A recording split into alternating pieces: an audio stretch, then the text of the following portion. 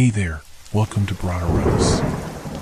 Tonight, we've got hours of chilling horror stories combined with soothing rain sounds to help you relax and sleep. Before you drift off, leave a comment below and let us know where you're listening from and what time it is. And don't forget to hit that like button and subscribe right away. If you end up not enjoying it, you can always take it back later. Get cozy and let the fear take over. Have you ever bought something you couldn't explain why you needed? That question lingered in my mind as I stepped into the dimly lit antique shop on the corner of a forgotten street. The air was thick with the smell of aged wood and dust, and the quiet ticking of clocks filled the room like a muffled heartbeat.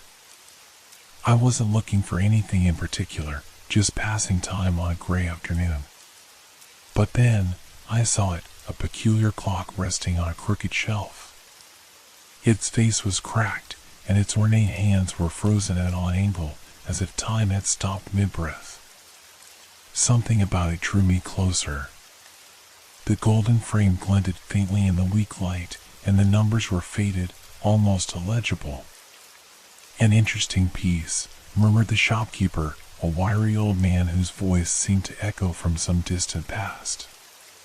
"It doesn't work, but it has character." "What's its story?" I asked, my fingers brushing against the cold metal. The man hesitated. "Belonged to a traveler. Left it behind years ago. Some say it's cursed, but that's just old wives' tales." A chill ran down my spine, but I couldn't walk away. Against better judgment, I handed over a modest sum and carried the clock home. My apartment was small but cozy, filled with the usual hum of city life. I placed the clock on the mantel, its broken face staring back at me like a mute witness to some forgotten tale. As night fell, I forgot about the odd purchase and drifted into sleep. The world outside my window buzzed with distant cars and muffled voices, grounding me in the familiar. But then, at the stroke of midnight, I awoke to a sound. A chime. Faint but distinct, it resonated through the room. My heart pounded as I turned my head toward the mantel. The clock, broken and lifeless just hours ago, now glowed faintly in the darkness. Its hands, which hadn't moved when I brought it home, were spinning. Slowly, deliberately. I sat up, frozen, watching as the minute hand pointed to an hour long past. Images began to flicker on its cracked surface, like faint projections from another world. A woman in a dimly lit kitchen stirred a pot of soup. A child played with a wooden toy by the fire. None of them were familiar to me, yet their lives unfolded before my eyes with haunting clarity. The chime sounded again, and the images disappeared. The clock fell silent, its hands halting once more. I sat in the darkness, the room unearthingly quiet, a single thought racing through my mind. Whose time was I watching? I didn't sleep after that. The clock remained still on the mantel, as if mocking my unease. I told myself it was a hallucination, a trick of the mind from being overtired. But deep down, I knew what I had seen was real. Morning light spilled into the room, washing away some of the night's fear. I examined the clock closely, looking for a hidden mechanism, a projection device, anything that could explain what had happened. It was just as I had found it in the shop, cracked face, immobile hands, and no sign of modern technology. The mystery gnawed at me. By midday, I couldn't resist. I called the antique shop, hoping to pry more information from the old man. "The clock you sold me last night," I began, my voice more unsteady than I intended. "Do you know anything else about it? Anything unusual?" There was a pause, followed by a faint chuckle. "Unusual, you say? I did warn you, didn't I? That clock has a way of showing things." "Showing things?" I pressed. What does that mean? It doesn't belong to you, lad, he said, his tone cryptic. It never belonged to anyone for long. Best let it be. Some things aren't meant to be understood. Before I could ask more, he hung up. Frustration bubbled inside me, but I was also afraid. The man's words confirmed what I didn't want to admit. This clock was no ordinary object. That night, I couldn't bring myself to leave it alone. I sat on the couch, watching the mantel as the hours crept by. The city outside felt unnaturally still, as if the world were holding its breath. Midnight struck, and the clock chimed once again. The sound was clearer this time, resonating like a bell tolling in a vast, empty cathedral. My pulse quickened as the hands began to move, their jerky motions aligning to a time that wasn't mine. This time, the images that appeared were sharper. A man in a dimly lit room paced nervously, his face drawn with fear. He clutched a letter in his hands, its words blurred, but the anguish in his eyes was unmistakable. A shadow moved behind him, and he turned, startled, as if sensing someone or something unseen. The clock chimed again, louder now, and the image shifted. A woman in a small, candlelit study scribbled furiously in a journal. Her hand trembled as she wrote, glancing repeatedly over her shoulder. The candle flickered, and she froze, her eyes widening in terror. Another chime. Another scene. A child stood in a forest clearing, his clothes tattered and his face streaked with dirt.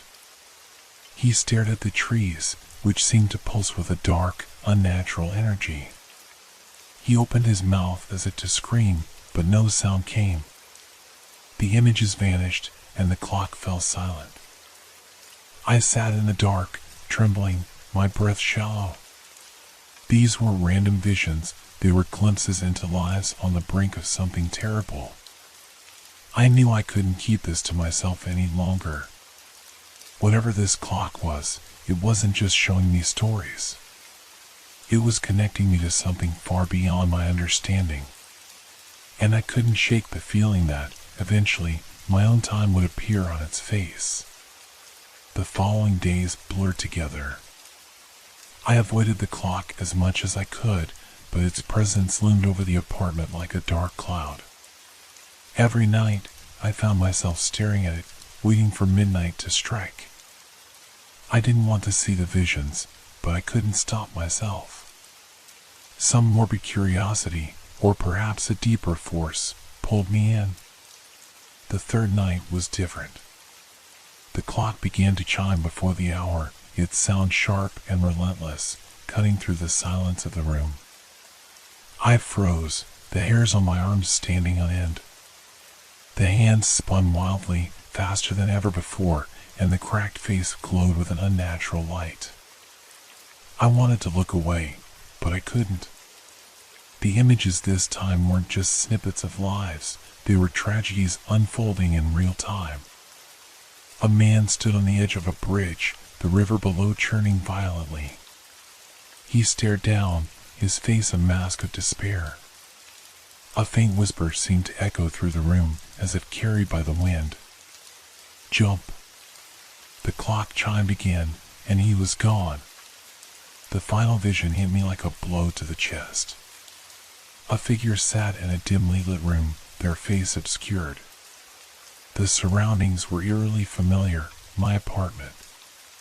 The clock on the mantel behind them glowed faintly, just as it did now. The figure turned slowly, their eyes meeting mine through the image. It was me. I staggered back, my heart hammering in my chest. The clock's chime rang out one last time, then silence fell. The room felt colder, darker, as if the visions had drained it of warmth. I wanted to believe it was a nightmare, but the weight in my chest told me otherwise. This wasn't just a cursed object. It was a doorway, and it had started to pull me in. That night, I slept with the lights on, though I barely closed my eyes. Every creak of the floorboards, every rustle of the wind outside made me flinch. I felt watched, as though the clock's gaze extended far beyond its motionless hands. When morning came, I resolved to do something. Anything. I needed answers. I returned to the antique shop, my pulse quickening as I approached the crooked sign swinging gently in the wind. But when I reached the door, I stopped in disbelief. The windows were dark, the shelves inside bare. A faded piece of paper taped to the glass read, "Closed." Permanently. The shop was gone, as if it had never existed. I stood there, staring at the empty storefront, the cold air biting at my skin. The antique shop had vanished as if swallowed by time itself. I felt untethered, lost in a world that no longer made sense. The clock was the only connection I had to this unraveling mystery, and the thought of going back to my apartment filled me with dread. Still, I had no choice. When I returned home, the atmosphere was suffocating. The clock sat in its usual place, lifeless and cold, yet I couldn't shake the feeling that it was watching me. Every instinct told me to get rid of it, to throw it out or smash it to pieces. But a deeper fear stopped me. What if destroying it made things worse? What if the clock was the only thing keeping whatever was on the other side from fully breaking through? As the day wore on, I began to notice subtle changes. The light in the apartment seemed dimmer even during midday. Shadows lingered in corners where there shouldn't have been any. The air felt thick, as though I were breathing underwater. And then came the whispers. At first, they were faint, like the rustling of leaves. But as evening fell, they grew louder, forming fragmented words that seemed to echo from the walls. Time, borrowed, return. I covered my ears, but the whispers seeped through, growing sharper, more insistent. They were coming from the clock. By the time midnight approached, I was sitting on the couch, clutching a mug of cold tea, my nerves frayed to the breaking point. The clock began to hum softly, a low vibration that made the air around it shimmer. Then, the first chime rang out, and the hands began their relentless spin. This time, the images didn't appear on the clock's face, they manifested in the room itself. Shadows stretched and twisted, forming figures that moved as though alive. The young woman from the alley appeared first, her wide, terrified eyes locking onto mine before she dissolved into mist. The man on the bridge followed, his anguished face edged with despair as he vanished into the darkness. Then the final figure emerged, me. It wasn't a reflection or a projection. It was me, standing in the center of the room, staring back with a vacant expression. My doppelganger stepped closer, its movements deliberate, almost mechanical. "Who are you?" I whispered, my voice trembling. The figure tilted its head, its lips curling into a faint, chilling smile. "You know who I am." Before I could react, it lunged forward, its hands reaching for my throat. I stumbled backward, the coffee table toppling over as I hit the floor. My vision blurred as the air was forced from my lungs. The room around me twisted and warped, the walls melting into a swirling void of black and gold. The clock chimed again, and everything stopped. The figure was gone, the shadows retreated, and the room was still. But I was no longer alone. The whispers had returned, louder now, filling every corner of the apartment. A single, chilling phrase repeated over and over. "Time is not yours to keep." The clock's hands resumed their motion, slower this time, inching toward midnight. I realized, with a sickening certainty, that the next time the clock struck 12, it wouldn't stop at showing me other lives. It would take mine. The next day was a blur.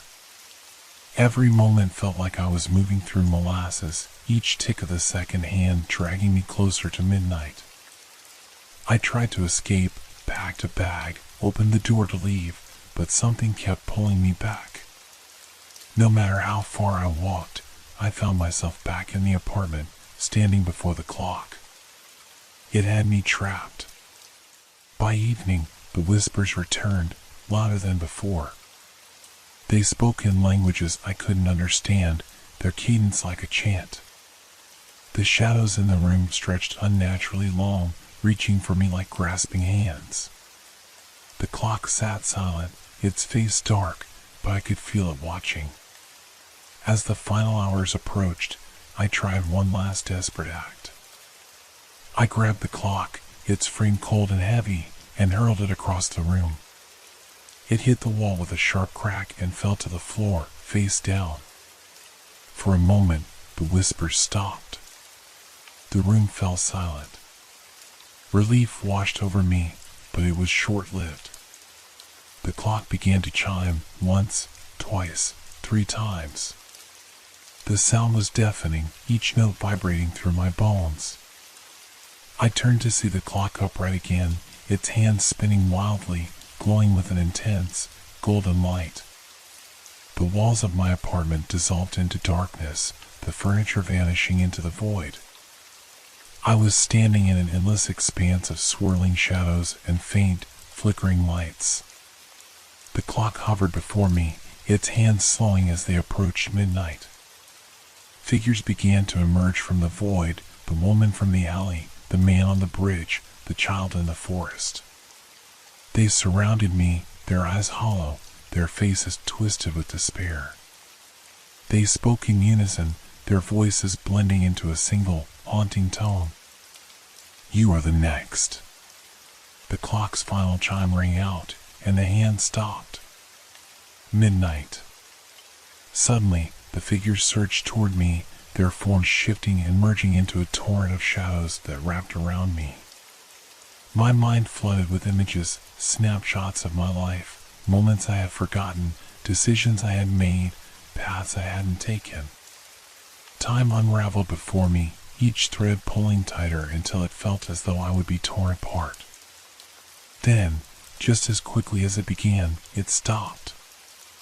I woke up on the floor of my apartment, gasping for air. The clock sat back on the mantel, silent and still, its hands frozen at 12. The room was eerily quiet, the oppressive weight of the last few nights lifted. But something was wrong. The light streaming through the window felt unnatural, too bright, too harsh. The sounds of the city were muffled, distant, as if I were hearing them through water. I walked to the mirror, dread pooling in my stomach. My reflection stared back, but it wasn't me. The face was familiar, yet subtly wrong, the angle sharper, the eyes colder, the skin paler.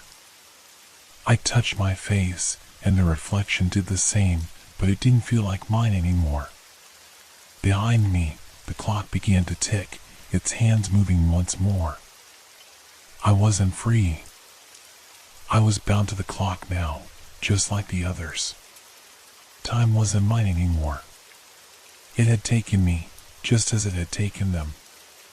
The final chime echoed in my mind, a haunting reminder of what I had become.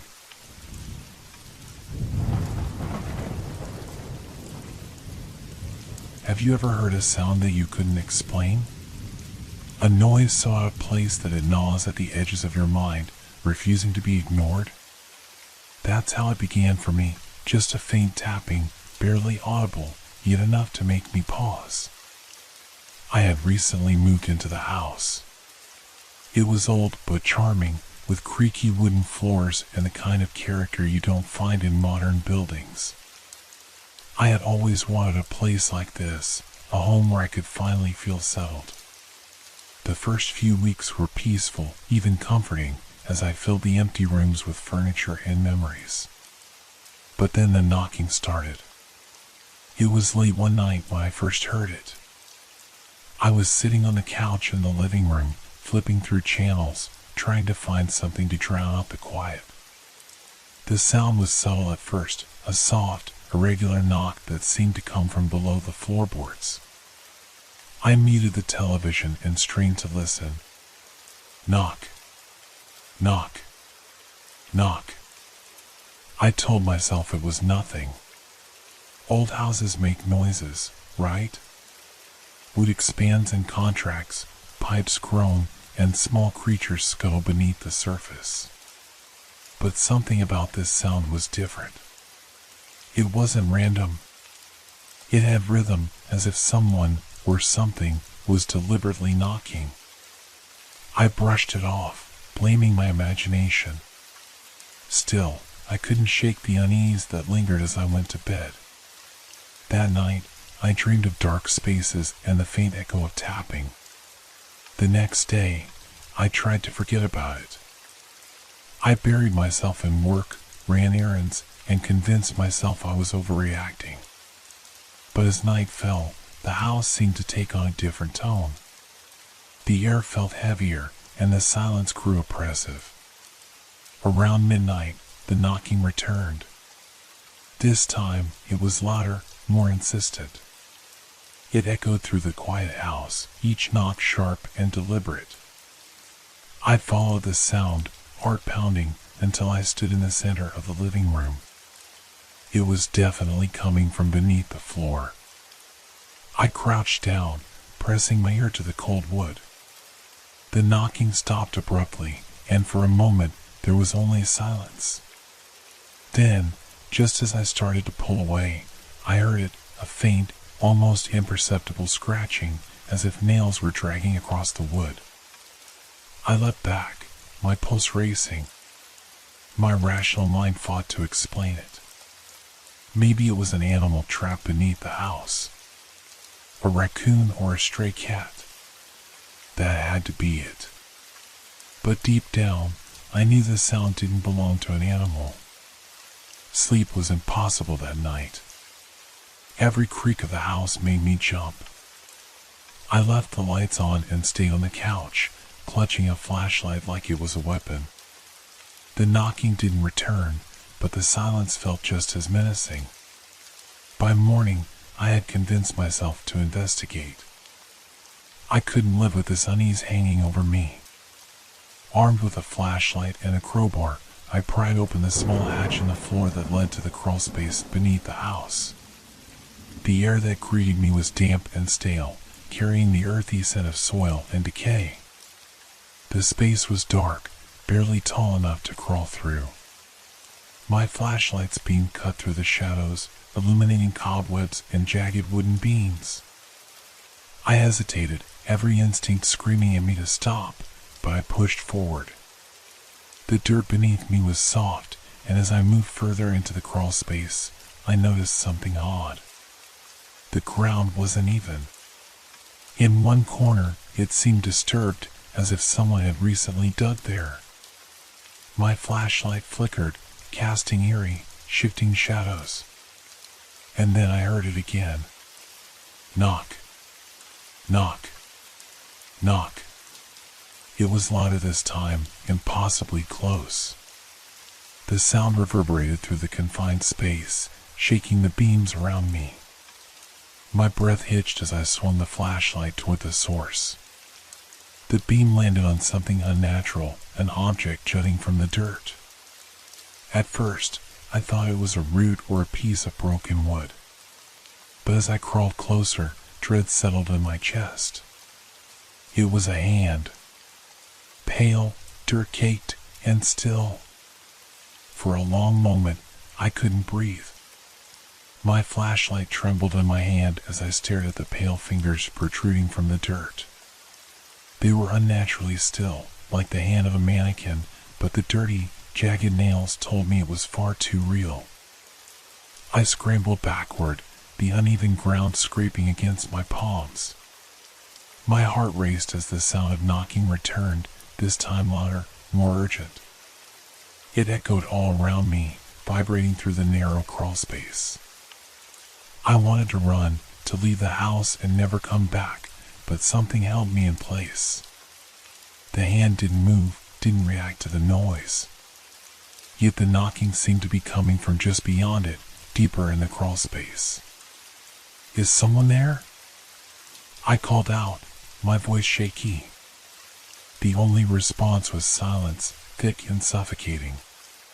Then, faintly, I heard it, a muffled voice, so quiet it could have been mistaken for the wind. "Help me." The words were distorted, like they were coming from underwater. I froze, unsure if I had imagined it. But then it came again, clear this time, and unmistakably human. "Help me." I hesitated, torn between terror and the gnawing sense that I couldn't leave without knowing the truth.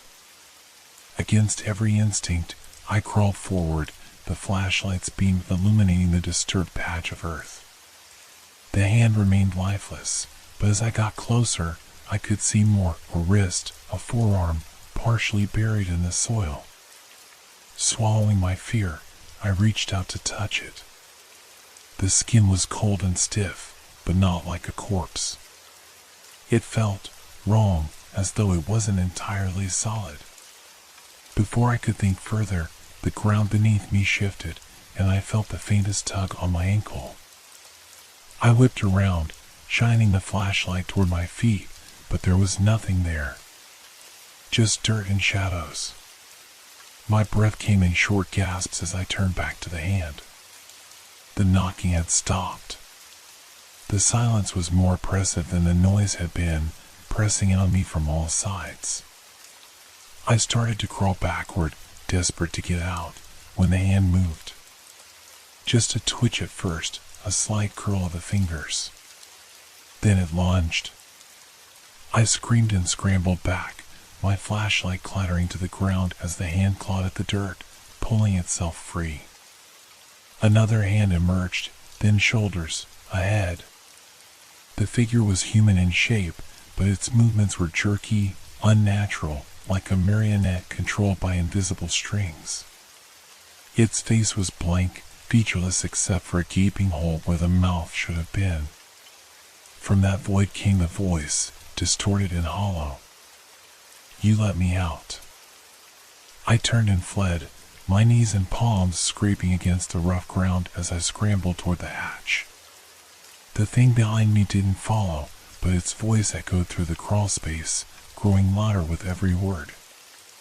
"You let me out. You let me out. You let me out." I burst through the hatch and slammed it shut, throwing myself against it as though I could hold back whatever was beneath. My chest heaved as I listened, waiting for the knocking to resume. But there was nothing. Just silence. I locked the hatch and shoved a heavy cabinet on top of it, my hands trembling so badly it took several tries. Only when I was certain it wouldn't budge did I collapse onto the couch, my mind reeling.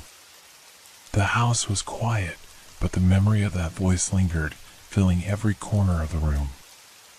I glanced at the hatch, half expecting it to burst open. Nothing happened. Hours passed, but I couldn't sleep. Every creak of the house set me on edge. Around 3 in the morning, I finally drifted into an uneasy slumber, only to wake with a start as the sound returned. Knock. Knock. Knock. This time, it wasn't coming from the floor. It was coming from the walls. I sat frozen, my eyes darting toward the walls. The knocking was soft at first, almost tentative, but it grew louder, spreading from one end of the room to the other. It was as if something, or someone, was moving inside the walls, searching for a way out. The air in the room felt thick, heavy with something I couldn't name. My heart pounded in my chest as I stared at the peeling wallpaper. The house, once charming in its old world imperfections, now felt suffocating, like it was closing in on me. Knock. Knock. Knock.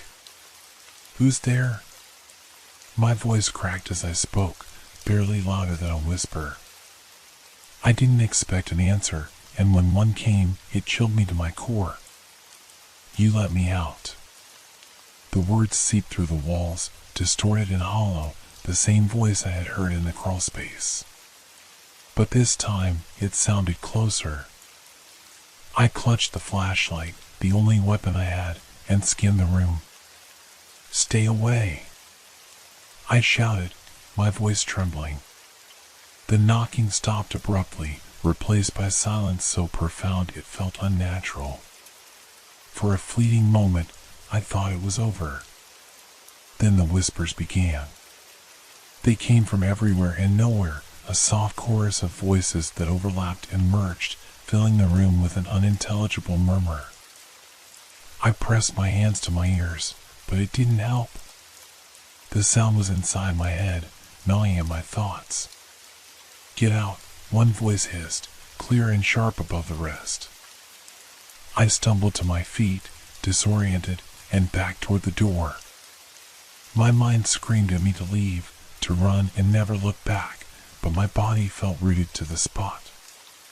The whispers grew louder, more insistent, as if they were urging me to act. And then, without warning, the knocking resumed, louder than ever, a relentless pounding that seemed to shake the very foundation of the house. Bang! Bang! Bang! The walls trembled, and I could hear something moving behind them, dragging itself closer. The sound was wet and heavy, like flesh scraping against wood. I bolted for the front door, yanking it open with shaking hands. The cold night air hit me like a wave, but I didn't stop. I ran outside, barefoot and panicked, into the overgrown yard. The house loomed behind me, dark and menacing, its windows like empty eyes. I turned to look, half expecting to see something watching me from the shadows. The knocking continued, muffled but still audible, as if the entire house was alive with it. I stood there, shivering in the cold, my breath visible in the moonlight. The whispers had stopped, but the memory of them lingered, crawling beneath my skin.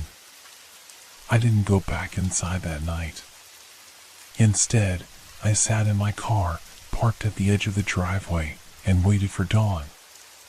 Sleep was impossible. Every noise made me jump, every shadow seemed to move. The house was still, but I could feel it watching me. As the first light of morning broke over the horizon, I finally worked up the courage to go back. The knocking had stopped. The house was quiet again, almost peaceful, but the oppressive feeling hadn't left. I opened the door cautiously, my flashlight in hand, and stepped inside. The living room was exactly as I had left it, the cabinets still pressed against the hatch. For a moment, I dared to hope that it was over. Then I saw the message. It was scrawled across the living room wall in dark, dripping letters, as if written with something too thick to be paint. The words sent a shiver down my spine. "You can't keep me locked away." The flashlight slipped from my hands, clattering to the floor. The house wasn't just haunted, it was alive, and whatever I had let out was far from finished with me. The message on the wall was burned into my mind. The letters seemed to move, to shift and wriggle in the dim light. My knees went weak, and I had to lean against the doorframe to keep from collapsing. I couldn't look away from the words, but I had no idea what they meant. The house was quiet now, but I knew it wasn't done with me. The knocking had stopped, but the silence felt like a lie. I could feel it in my bones. Whatever was beneath the floor, whatever was hidden in the walls, wasn't finished yet. I walked toward the wall, my footsteps slow and uncertain. I reached out with trembling fingers to touch the letters, half expecting them to burn me. But the surface was cold, solid. It felt like the wall itself was just another part of the house, nothing more. I stumbled back, my breath coming in short bursts. What was happening? Was I losing my mind? Was this some kind of twisted hallucination? But deep down, I knew that wasn't the case. Everything felt real, too real. I turned toward the hatch in the floor, still covered by the cabinet. My pulse quickened. Yet there was something beneath. It had to be connected to whatever was happening in the walls. I had to find out what it was. With shaky hands, I pushed the cabinet aside and knelt beside the hatch. The wood was cold to the touch, just like everything else in this house. As I pried it open, I braced myself for what I might find. The crawl space below was as dark and suffocating as before, the faint smell of earth and decay clinging to the air. But this time, I wasn't just looking for answers. I was looking for something, someone. I grabbed the flashlight, my fingers numb, and crawled down into the narrow space. My heart hammered in my chest, the sound of it deafening in my ears. I moved cautiously, not wanting to disturb the earth beneath me. The knocking had stopped, but the silence was louder than anything else. As I reached the spot where I had found the hand, I froze. The dirt had been disturbed again. There was a new hole, larger than the one I had seen before, and the ground around it was clawed and uneven, as if something had been digging its way out. I lowered the flashlight, its beam cutting through the dark. There, in the center of the hole, was something that made my blood run cold. It wasn't a hand this time. It was a face. A face, pale and distorted, its features blurred as if someone had smeared it. The eyes were wide open, too wide, and the mouth hung slightly agape, revealing sharp, yellow teeth. The skin was taut and unnatural, stretched too thin. It was a face that didn't belong to any living thing. The face seemed to move, just a fraction, as if it were trying to smile at me. My breath caught in my throat as the realization hit me. The face wasn't buried. It was watching me from beneath the floor. I backed up quickly, my mind racing. The crawling sensation under my skin was unbearable, like I was being watched by something that had no right to exist. And then, just when I thought I couldn't take it anymore, the thing in the hole began to speak. "Help me," it whispered, its voice a low rasp that rattled my bones. I recoiled, the flashlight slipping from my hand. The light flickered and died, plunging the crawl space into complete darkness. I was alone with the thing beneath the floor, with nothing but the sound of its breathing filling the air. But it wasn't just breathing. It was laughing. It was faint at first, but the sound grew louder, more guttural, as if the thing was amused by my terror. My chest tightened as the laughter echoed through the crawl space, reverberating off the walls. I couldn't stay here any longer. I had to leave. I scrambled backward, almost blindly, hands scraping against the cold ground, heart racing. Every instinct screamed at me to get out, to get as far away as possible. I reached the hatch and yanked it open, pulling myself up into the safety of the house. But just as I was about to shut it, I heard something that made my blood run cold. A whisper, barely audible, but unmistakable. "You can't leave." I slammed the hatch shut, my hands trembling as I secured it once more. The knocking was back now, louder than ever. It was no longer coming from beneath the floor, it was coming from everywhere. The walls, the ceiling, the very ground beneath my feet. And the voice was still laughing. I ran, but it didn't matter. The knocking followed me, louder and more frantic with each step, reverberating through the very air. I bolted into the living room, my legs unsteady, my mind racing. I tried to tell myself it wasn't real, that this was just a nightmare. But the laughter, the knocking, the whispers, everything felt too real to dismiss. I looked around the room, my eyes darting to every corner, every shadow. The walls seemed to pulse, as though something was moving inside them. The house, once a place of comfort, now felt like a prison, and I was its unwilling prisoner. I stumbled toward the front door, fumbling with the lock. My hands were slick with sweat, my fingers shaking so violently I could barely grip the handle. The knocking grew louder, more insistent, and I could hear the laughter creeping in from every direction. "Why won't you leave me alone?" I screamed, my voice hoarse from the panic. But the house didn't answer. The knocking didn't stop. It only grew more frantic, desperate. And then, in the midst of it all, I heard something else, a voice, clear and unmistakable, rising above the rest.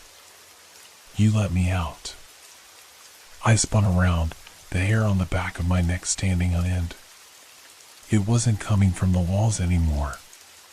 It was coming from inside my head. The thing beneath the floor, the thing in the walls, had been speaking to me the entire time, not just through the knocking and the whispers, but through my thoughts. It had been inside my mind, growing stronger, feeding off my fear. I clutched my head in my hands, trying to shut it out, but it was no use. The voice was inside me now, swirling and twisting my thoughts into something dark and twisted. "You let me out, and now you'll never leave." The laughter came again, louder this time, a deafening sound that seemed to tear at my very sanity. I could feel it crawling inside me, something cold and foreign that wanted to consume me whole. I couldn't take it anymore. I had to escape. I had to destroy it, whatever it was. The only way out was to face it head on. I grabbed a nearby chair, my hands gripped tightly around its wooden legs, and I swung it at the wall, hitting it with all my strength. The sound of splintering would echo through the house. For a moment, there was silence. And then, something worse. The walls began to crack, tiny fissures forming where the chair had struck. I could see something moving beneath the surface, something shifting, like a hidden mass waiting to break free. The voice, now louder than ever, screamed in my mind. "You let me out, you fool." I stepped back, my breath coming in ragged gasps. I didn't know what I was seeing. Was it real? Was it my imagination? But the cracks in the walls widened, and something large and dark, pushed against them from the inside. I could hear it scraping, grinding, as it tried to claw its way to the surface. The knocking was now deafening, a constant rhythm that pulsed through the house like a heartbeat. I stumbled backward, not knowing where to run, not knowing what to do. I couldn't escape it. It was everywhere. And then, with a sound like a roar, the walls cracked open. I didn't see what emerged. I only felt it, the cold, suffocating presence that rushed at me, overwhelming me in an instant. It was like being trapped in a nightmare, unable to wake up, unable to move. I could feel it pulling at me, dragging me deeper into the house, into the darkness. But I didn't resist. I couldn't. I let it take me. When I woke, it was silent. The house was still. There were no cracks in the walls. No laughter. No knocking. Just an eerie, unnatural calm. I don't know how much time has passed. Days? Weeks? The only thing I know is that I'm still here. Still in this house. And the worst part? I don't think I'm alone anymore.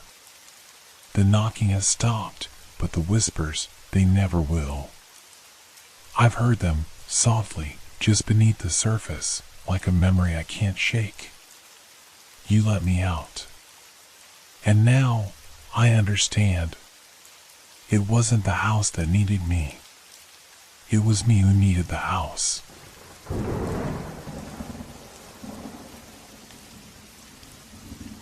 Have you ever seen something that made you question whether your eyes were playing tricks on you?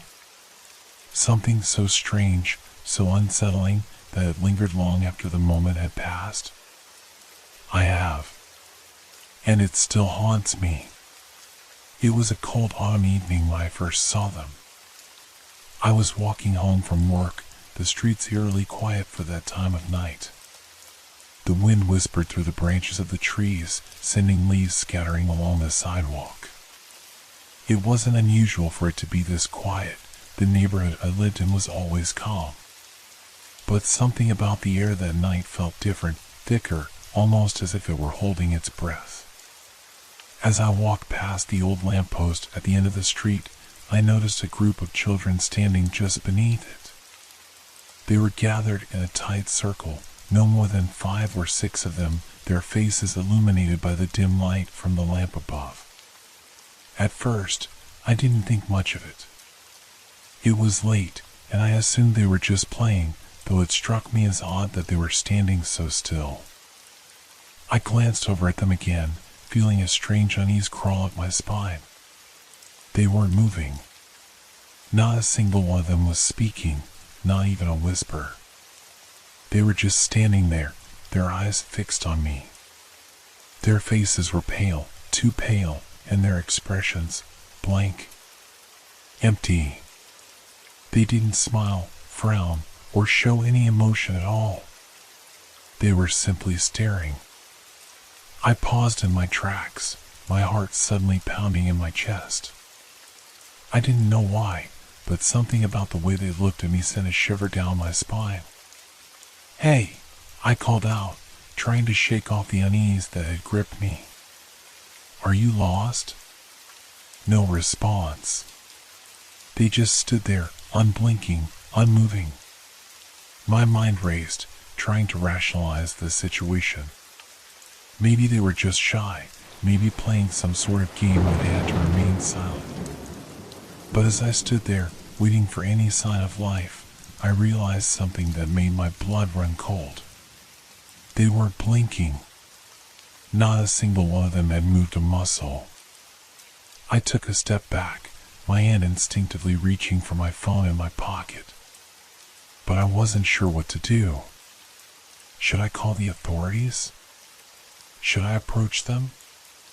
Every instinct told me to turn around and walk away, but my feet were frozen in place. And then, one of them moved. Not like a child should. It wasn't a normal movement, no casual shift or fidget. It was as if the child was being pulled toward me by some unseen force. Slowly, the boy, the one who was standing closest to the light, began to step forward, his feet dragging across the ground. The others remained still, their eyes locked on me. His face was pale, his hair dark and unkempt, but it was his eyes that unsettled me the most. They were hollow, empty, no spark of light behind them. "Are you okay?"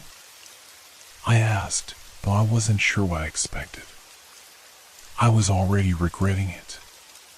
The boy's lips parted, but it wasn't a word that came out.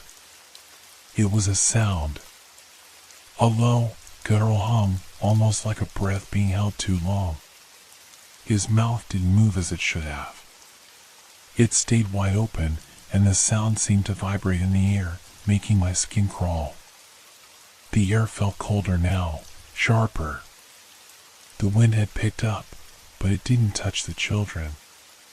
They remained frozen in place, like statues under the lamplight. I took another step back, but my eyes were glued to the boy. The others were still staring, their faces more unnerving the longer I looked at them. It felt like I was being watched by something that was beyond human. Suddenly, without warning, the boy's arm jerked forward, abruptly and unnaturally fast, like a marionette string had been pulled. That was when I knew. They weren't children. Not anymore. Something was inside them, controlling them. And that something was waiting for me to make the wrong move. I didn't wait to find out what would happen next. I turned and ran. My legs burned, my heart pounding in my chest, but I couldn't stop myself. The chill in the air seemed to press in from every side, and I could feel their eyes on me as I fled. I didn't look back. When I finally reached my apartment, I slammed the door behind me, locking it with trembling hands. I collapsed onto the couch, trying to catch my breath, trying to convince myself that I had just imagined it. But the memory of their blank faces, their unblinking stares, stayed with me. And the worst part? I could still hear that hum, the sound of it echoing in my ears like it was still out there, still waiting. And I wasn't sure if they were waiting for me to return, or if they were already inside. That night, I barely slept. Every sound in the apartment seemed amplified. The hum of the refrigerator, the creak of the floorboards, the wind rattling the windows, everything set me on edge. I kept my lights on, unable to shake the feeling that I was being watched. The next morning, the world seemed just a little too quiet. I woke up to sunlight filtering through the curtains, but it did nothing to ease the sense of dread that clung to me. I tried to convince myself it had all been a trick of the mind, a strange but harmless encounter. But deep down, I knew better. I couldn't forget their faces, their lifeless expressions, the way the boy had moved. It didn't make sense. Kids didn't behave like that. But what really gnawed at me, what kept me from pushing it all aside, was the strange pull I felt toward that lamppost. I didn't want to go back there. But at the same time, I couldn't shake the urge to know more, to understand what was happening. The next day, I couldn't stop myself. I found myself walking down the same street, my eyes darting to the corner where I had seen the children. The lamppost still stood there, casting a faint glow over the sidewalk. The area around it was empty, just like it had been before. But then, I noticed something strange. The ground beneath the lamppost was disturbed, uneven, as if something had been moved recently. I knelt down, my breath catching in my throat as I examined the earth. Small, irregular marks lined the dirt, as if something had been dragged across it. The soil looked freshly disturbed. I stood up, the cold air making my skin prickle, and turned away. My legs felt heavy, reluctant to move, but I forced myself to keep walking. I didn't want to dwell on it. I just wanted to go home. But then I heard it. A faint, low sound that seemed to come from nowhere. The same hum. The same eerie vibration that I had heard the night before. My heart skipped a beat, and I froze, my eyes darting back to the lamppost. I couldn't see anyone, but I could feel it, something was there. The hum grew louder, more intense, and I instinctively turned around, expecting to see the children. But there was no one. The street was empty, and the lampost's dim light cast long shadows across the sidewalk. I turned on my heel and began to walk faster, my breath shallow, my pulse quickening. Every step felt like it was pulling me closer to something I didn't want to face. I tried to keep calm, telling myself it was just my mind playing tricks. But the humming, it followed me. The deeper I walked into the street, the louder it became, until it was all I could hear. It was inside my head now. A soft, vibrating pulse that seemed to match the beat of my heart. Then I heard something else. A faint rustling sound, like footsteps, but too quiet to be real. It was coming from behind me. I whirled around, but there was nothing there. Nothing except the shadows. They were longer now, stretching unnaturally, as if they were reaching toward me. The air had grown cold, and I could see my breath in front of me, though it was a warm afternoon. My mind screamed at me to run, but my body wouldn't move. The humming grew louder, the rustling more pronounced. I knew then I wasn't alone. And I wasn't just being watched anymore. The shadows behind me were shifting. They were moving, like something was trying to emerge from them. The feeling of being surrounded by eyes, by something unseen, was overwhelming. I could almost feel their breath on my skin. Suddenly, I felt a chill run through me. Something cold and wet brushed against the back of my neck. I whipped around, but there was nothing there. But I knew. The children, no, not children, were out there. Somewhere in the dark, somewhere beyond the edge of what I could see. And they were waiting for me. The humming stopped, and the silence that followed was worse than any sound. I didn't wait to find out what came next. I ran. I don't know how long I ran for. My legs burned and my lungs ached as I pushed myself harder, faster, until I finally reached my apartment. I slammed the door behind me, locked it, and collapsed against it, gasping for breath. But the feeling didn't go away. The feeling of being hunted, of being marked. I sank to the floor, my back pressed against the door, and I thought back to the lamppost, to the disturbed earth beneath it. I thought of the children's faces, their cold, emotionless eyes, and I realized one horrifying truth. They weren't looking at me. They were waiting for me to look at them. The next few days passed in a blur, and each one felt heavier than the last. I couldn't shake the feeling that I was being followed. Even when I stayed inside, the hum lingered in the back of my mind. It was faint but constant, like the echo of something that had already passed but refused to leave. Sleep became a distant memory. Every time I closed my eyes, I saw them, the children. Their pale faces, those cold, unblinking eyes, staring into me like they were waiting for something. I couldn't escape it. It was always there, creeping just beneath the surface of my thoughts, as if they were following me through every waking moment. I tried to tell myself it was just a nightmare. I had read somewhere that fear could manifest itself in strange ways, that the mind could play tricks on you in the dead of night. But this wasn't just fear. This was something real. I couldn't explain why, but I felt compelled to go back. I needed answers, and I knew deep down that the only way to find them was to return to the spot where I had first seen them. To the lamppost, to the place where I had felt their eyes on me, pressing into my very soul. That evening, I stood outside my apartment building, staring down the street. It was dark, but the glow of the streetlights was enough to guide me. My heart was racing as I took my first steps toward the lamppost.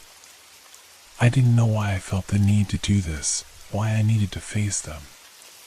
But something inside me told me that I couldn't move forward until I did.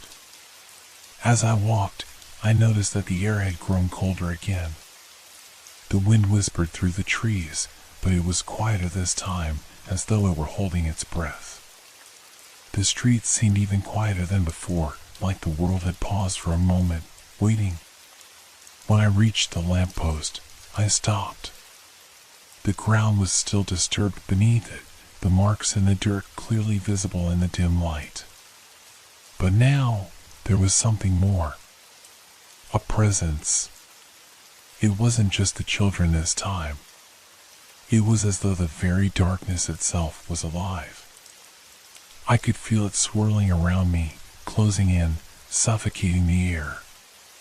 And then I heard it again. The hum. Soft at first, barely audible, but growing louder, clearer.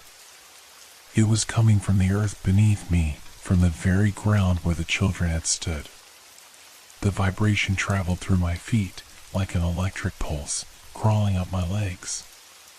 It made my skin tingle, my body freezing in place. I looked around, but the street was empty. The lamppost cast long shadows that seemed to stretch toward me, inching closer with every passing second. The humming grew louder. Suddenly, I felt something cold and wet brush against my ankle. I gasped and jumped back, but there was nothing there. Nothing but the shadows. They were thicker now, swirling in the corners of my vision. The air was thick with a heavy, oppressive silence, and for a brief moment I could have sworn I saw the faintest outline of someone standing just beyond the reach of the lamplight. My heart thudded painfully in my chest as I took a slow step backward. I didn't want to look. I didn't want to see. But I couldn't stop myself. And there, standing just at the edge of the darkness, was the boy. The one from before. His eyes locked onto mine, hollow and empty, just like before. But this time, his face seemed different. More distorted. His mouth stretched open unnaturally wide, too wide for a human to manage. A low, guttural noise, almost like a growl, escaped from him. It was the same vibration that had echoed in my ears before, but now it was louder, sharper. The air around me seemed to twist, becoming thicker, heavier, like something was pulling at me from all sides. I tried to turn, to run, but my feet felt glued to the ground. I couldn't move. I couldn't breathe. The shadows behind the boy began to stretch toward me. They twisted and writhed like living things, slithering across the ground. I wanted to scream. I wanted to escape. But no sound came from my throat. The boy took a step forward.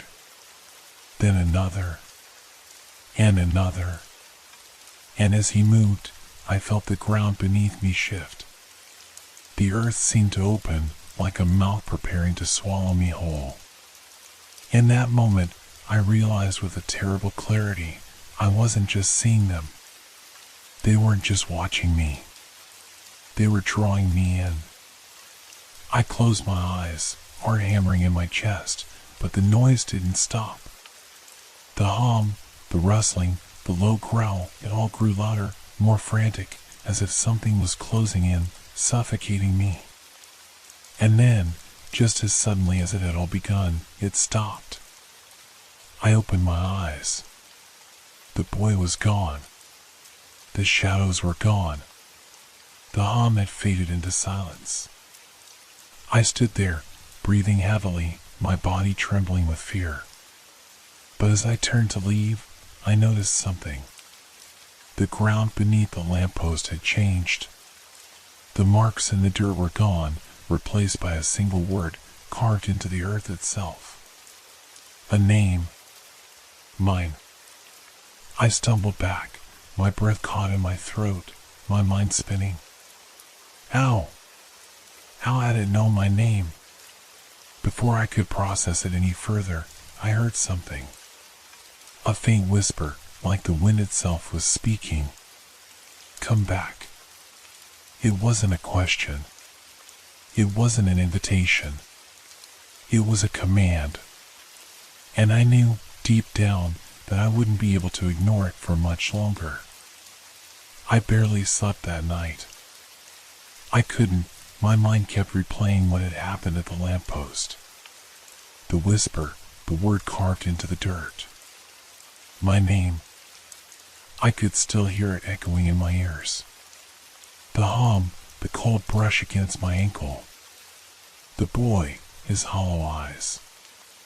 I tried to ignore it. I tried to convince myself it was all in my head, just an overactive imagination, too much fear, too much stress. But the doubt gnawed at me, the nagging feeling that something far darker, far more dangerous, was creeping into my life. It wasn't just the boy or the children anymore. It was everything, the shadows, the whispers, the overwhelming sense of being drawn towards something I didn't understand. The following day was no better. I went to work, but the faces of my coworkers blurred into one indistinct shape. They spoke, but their words were lost to me. Every corner I turned, I felt eyes on me. Not from the people around me, no. It was the feeling that something was there, watching, waiting. Just out of sight, just out of reach. By the time I returned home, the weight of the day had begun to take its toll. I hadn't realized how tired I was, how exhausted I had become. I locked the door behind me, threw the bolt, and collapsed onto the couch. That night, sleep came, but it wasn't peaceful. I dreamed of the lamppost again. Only this time, I wasn't standing by it. I was beneath it. The earth beneath me had given way, and I was falling deeper and deeper into darkness. My fingers scraped against the walls, the dirt, as I tried to hold onto anything, but I couldn't. I fell and fell until finally I hit the ground. When I opened my eyes, I was surrounded by the children. They stood in a perfect circle around me, their eyes staring, unblinking, and motionless. The same lifeless, haunting gaze. One of them stepped forward, the boy. His mouth opened again, stretching impossibly wide. This time, no growl came. Instead, a sound far worse, a soft, hollow voice whispered directly into my ear. "You shouldn't have come." And then they all started moving. Slowly at first, then faster, until they were all rushing toward me, their limbs bending in unnatural angles, their bodies twisting and contorting as they closed in. I wanted to scream, to run, but my body wouldn't obey. I was frozen, trapped in a circle. And then they reached me, their cold hands, their empty faces pressing into mine. I woke up with a gasp, drenched in sweat, my heart racing in my chest. The air in the room was cold, far colder than it should have been. My room, my sanctuary, now felt suffocating, like the walls were closing in. I sat up, wiping the sweat from my brow, trying to shake off the remnants of the dream. But then I heard it. A sound, barely perceptible, but unmistakable. A soft tapping. It came from the floor beneath me. I froze, listening intently. The sound continued, rhythmic, as if something, or someone, was trying to get through. It was the same sound I had heard days ago, under the lamppost. But this time, it was here, inside my apartment. The tapping grew louder, more insistent. It was coming from under the floor, somewhere deep beneath me.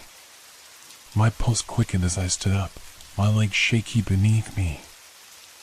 I walked toward the center of the room, listening, my ears straining to catch any hint of what might be making the noise.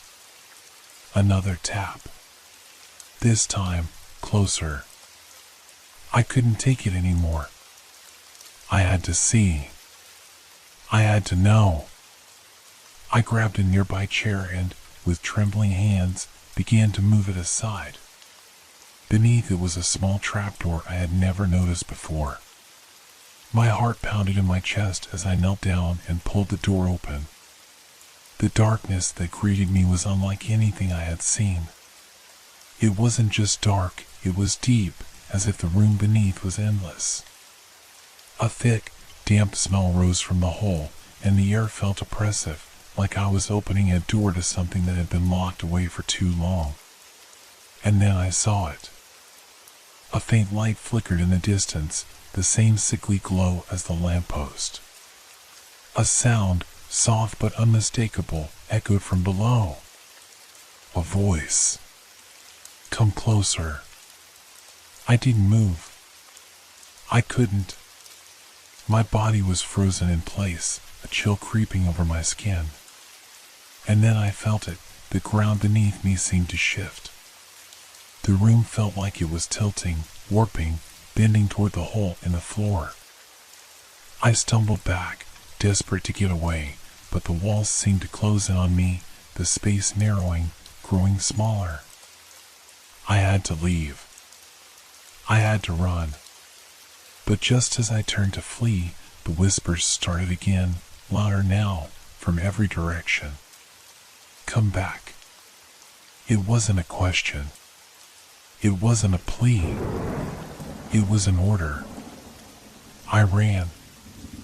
I ran faster than I ever had in my life, out the door, down the stairs, into the night. The cold air bit at my skin, but I didn't care. I could feel it, the presence, the children, the shadows. They were closing in, chasing me, pulling me back. The world around me twisted as I ran, the streets warping, the faces in the windows staring out at me with those same lifeless eyes. I wasn't running from just the children anymore. I was running from something far worse. Something far older. And I knew, with a terrifying certainty, that no matter how far I ran, it would always follow me. Because they had marked me. They had chosen me. And they wouldn't let me go. Not now. Not ever. I ran through the streets like a madman, my breath coming in ragged gasps, my legs moving faster than I thought possible. But no matter how fast I ran, the feeling of being pursued only grew stronger, more suffocating.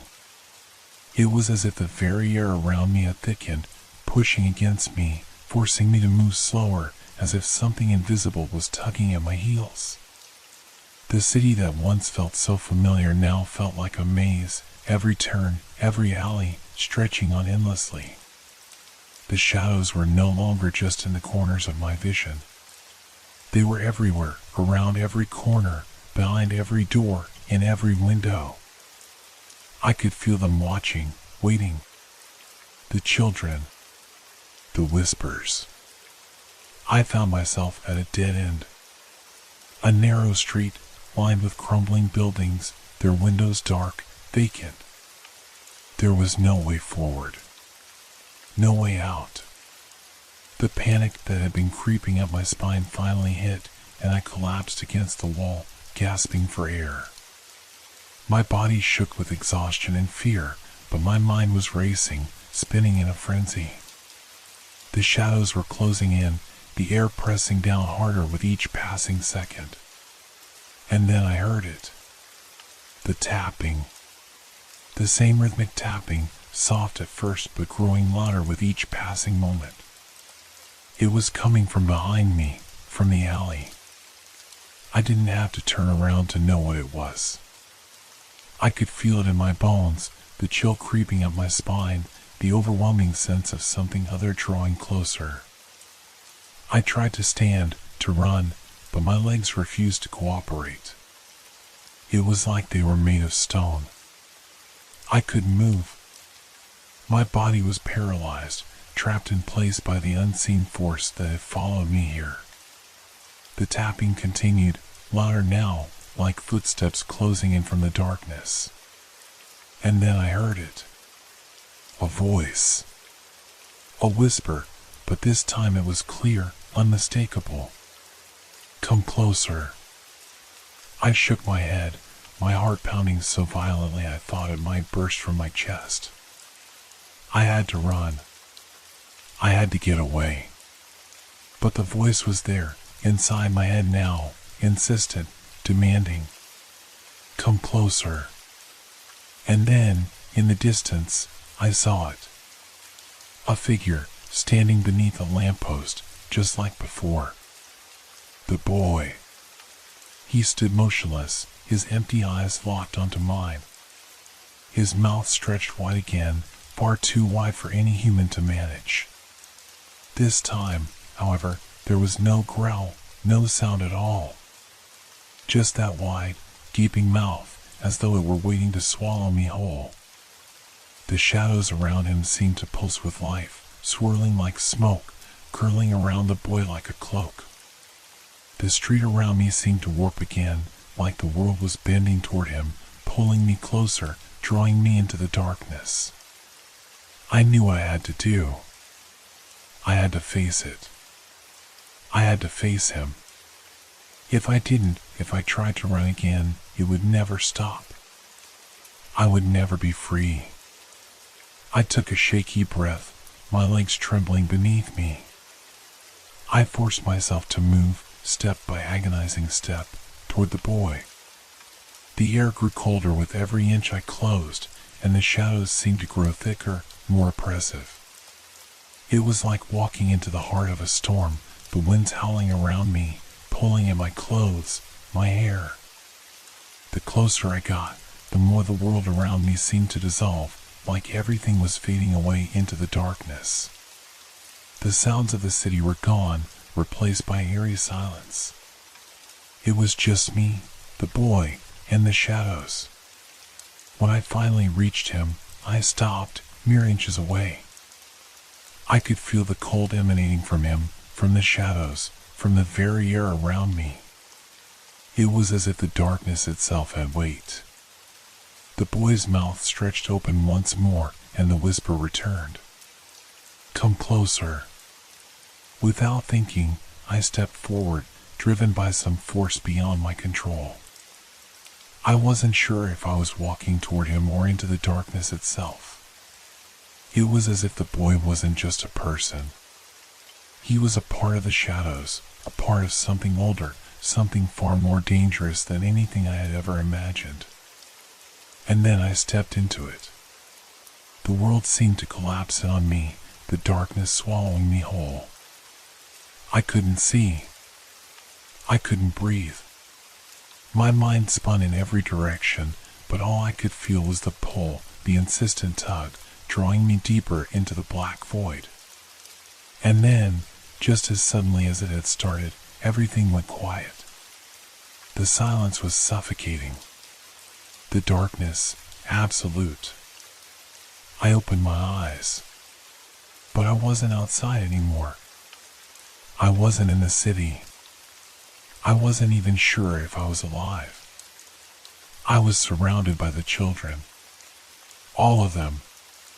Their pale faces, their lifeless eyes, staring at me, unblinking. They were silent, their expressions as empty as the boy's had been. But now, I could hear it, the hum. The vibration that had plagued me from the beginning. It was louder than ever, thrumming beneath my skin, rattling my bones. I was trapped. And then, in the center of the circle, I saw it. A mirror. A shattered mirror, its jagged edges reflecting nothing but darkness.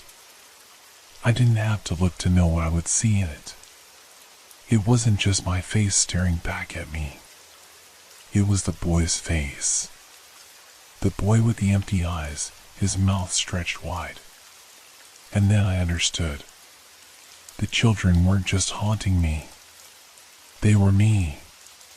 The boy, the shadows, the whispers, they were all a part of me now. They had taken me. I was one of them. The last thing I heard before the darkness closed in was the whisper, louder now, deafening. "Come back." And I knew, deep down, that I had never truly left.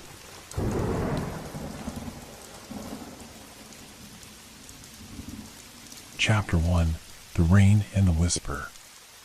Have you ever heard a sound that you couldn't quite place, yet it felt like it was coming from deep within you? Something so familiar, yet so foreign, that it made you stop in your tracks and wonder if your mind was playing tricks on you? I did, one rainy evening, when I first heard it. I had been sitting in my living room, the warm glow of the lamp casting shadows on the walls, the rhythmic tapping of raindrops against the window the only sound in the house. The storm had come out of nowhere, heavy sheets of rain that poured down in relentless waves. I liked the rain, always had. There was something comforting about it, something soothing about the constant hum it created. But tonight was different. The rain felt oppressive, almost suffocating. I had just started reading a book, trying to lose myself in its pages to escape the loneliness that seemed to creep up whenever the storm hit. But then, a sound broke through the monotonous patter of the rain. It was faint at first, barely noticeable. a small, rhythmic tapping coming from somewhere outside. I thought nothing of it, assuming it was just the rain finding its way through the gutters, maybe a loose shingle tapping against the roof. But as I listened, it began to change. The sound grew louder, sharper, almost like words. I strained my ears, trying to make sense of it, but the rain drowned most of it out. Still, the tapping continued, persistent, like something or someone was trying to communicate. It wasn't long before I realized the sound wasn't coming from the roof at all. It was coming from the downspout. A soft, hollow sound, almost like a whisper. I stood up from my chair and moved toward the window, my heart beginning to race. The rain was falling in sheets, and the downspout, that old metal pipe that ran down the side of the house, was practically invisible in the downpour. Yet, through the storm, I could hear it clearly. A voice. Not a human voice, but something wrong. The sound was like a whisper, but it wasn't speaking words I could understand. It was a rhythmic, guttural sound that repeated over and over again, each cycle like a faint call from far below the earth. My pulse quickened, my hand instinctively reaching for the curtain to pull it back and peer outside. I hesitated. Something about it felt wrong. It wasn't the rain anymore. It was something else. But I opened the curtain anyway.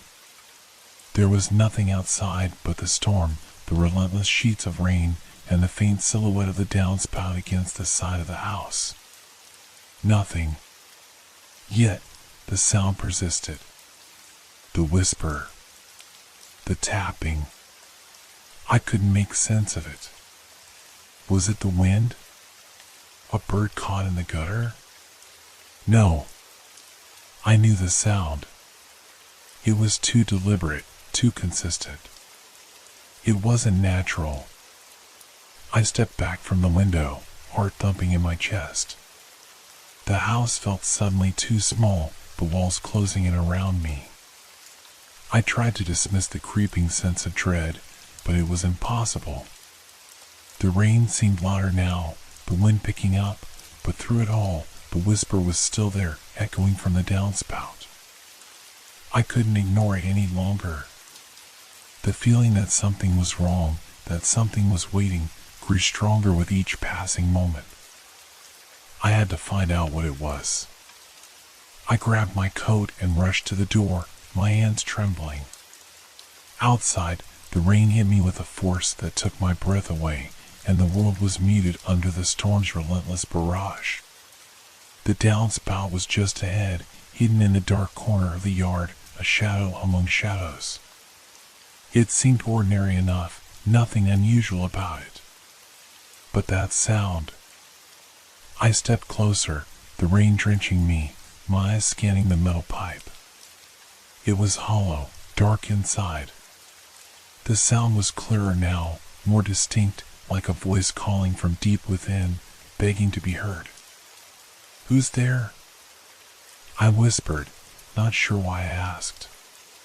The tapping stopped. For a split second, there was nothing but the pounding rain, the wind, the world pressing down on me. But then, just as quickly, the sound began again. This time, it was different. It wasn't just tapping anymore. It was a word. A name, perhaps.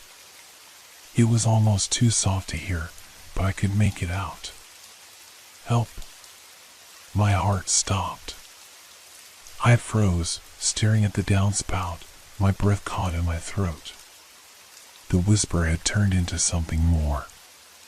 A plea. A cry. Something or someone was calling to me from within it.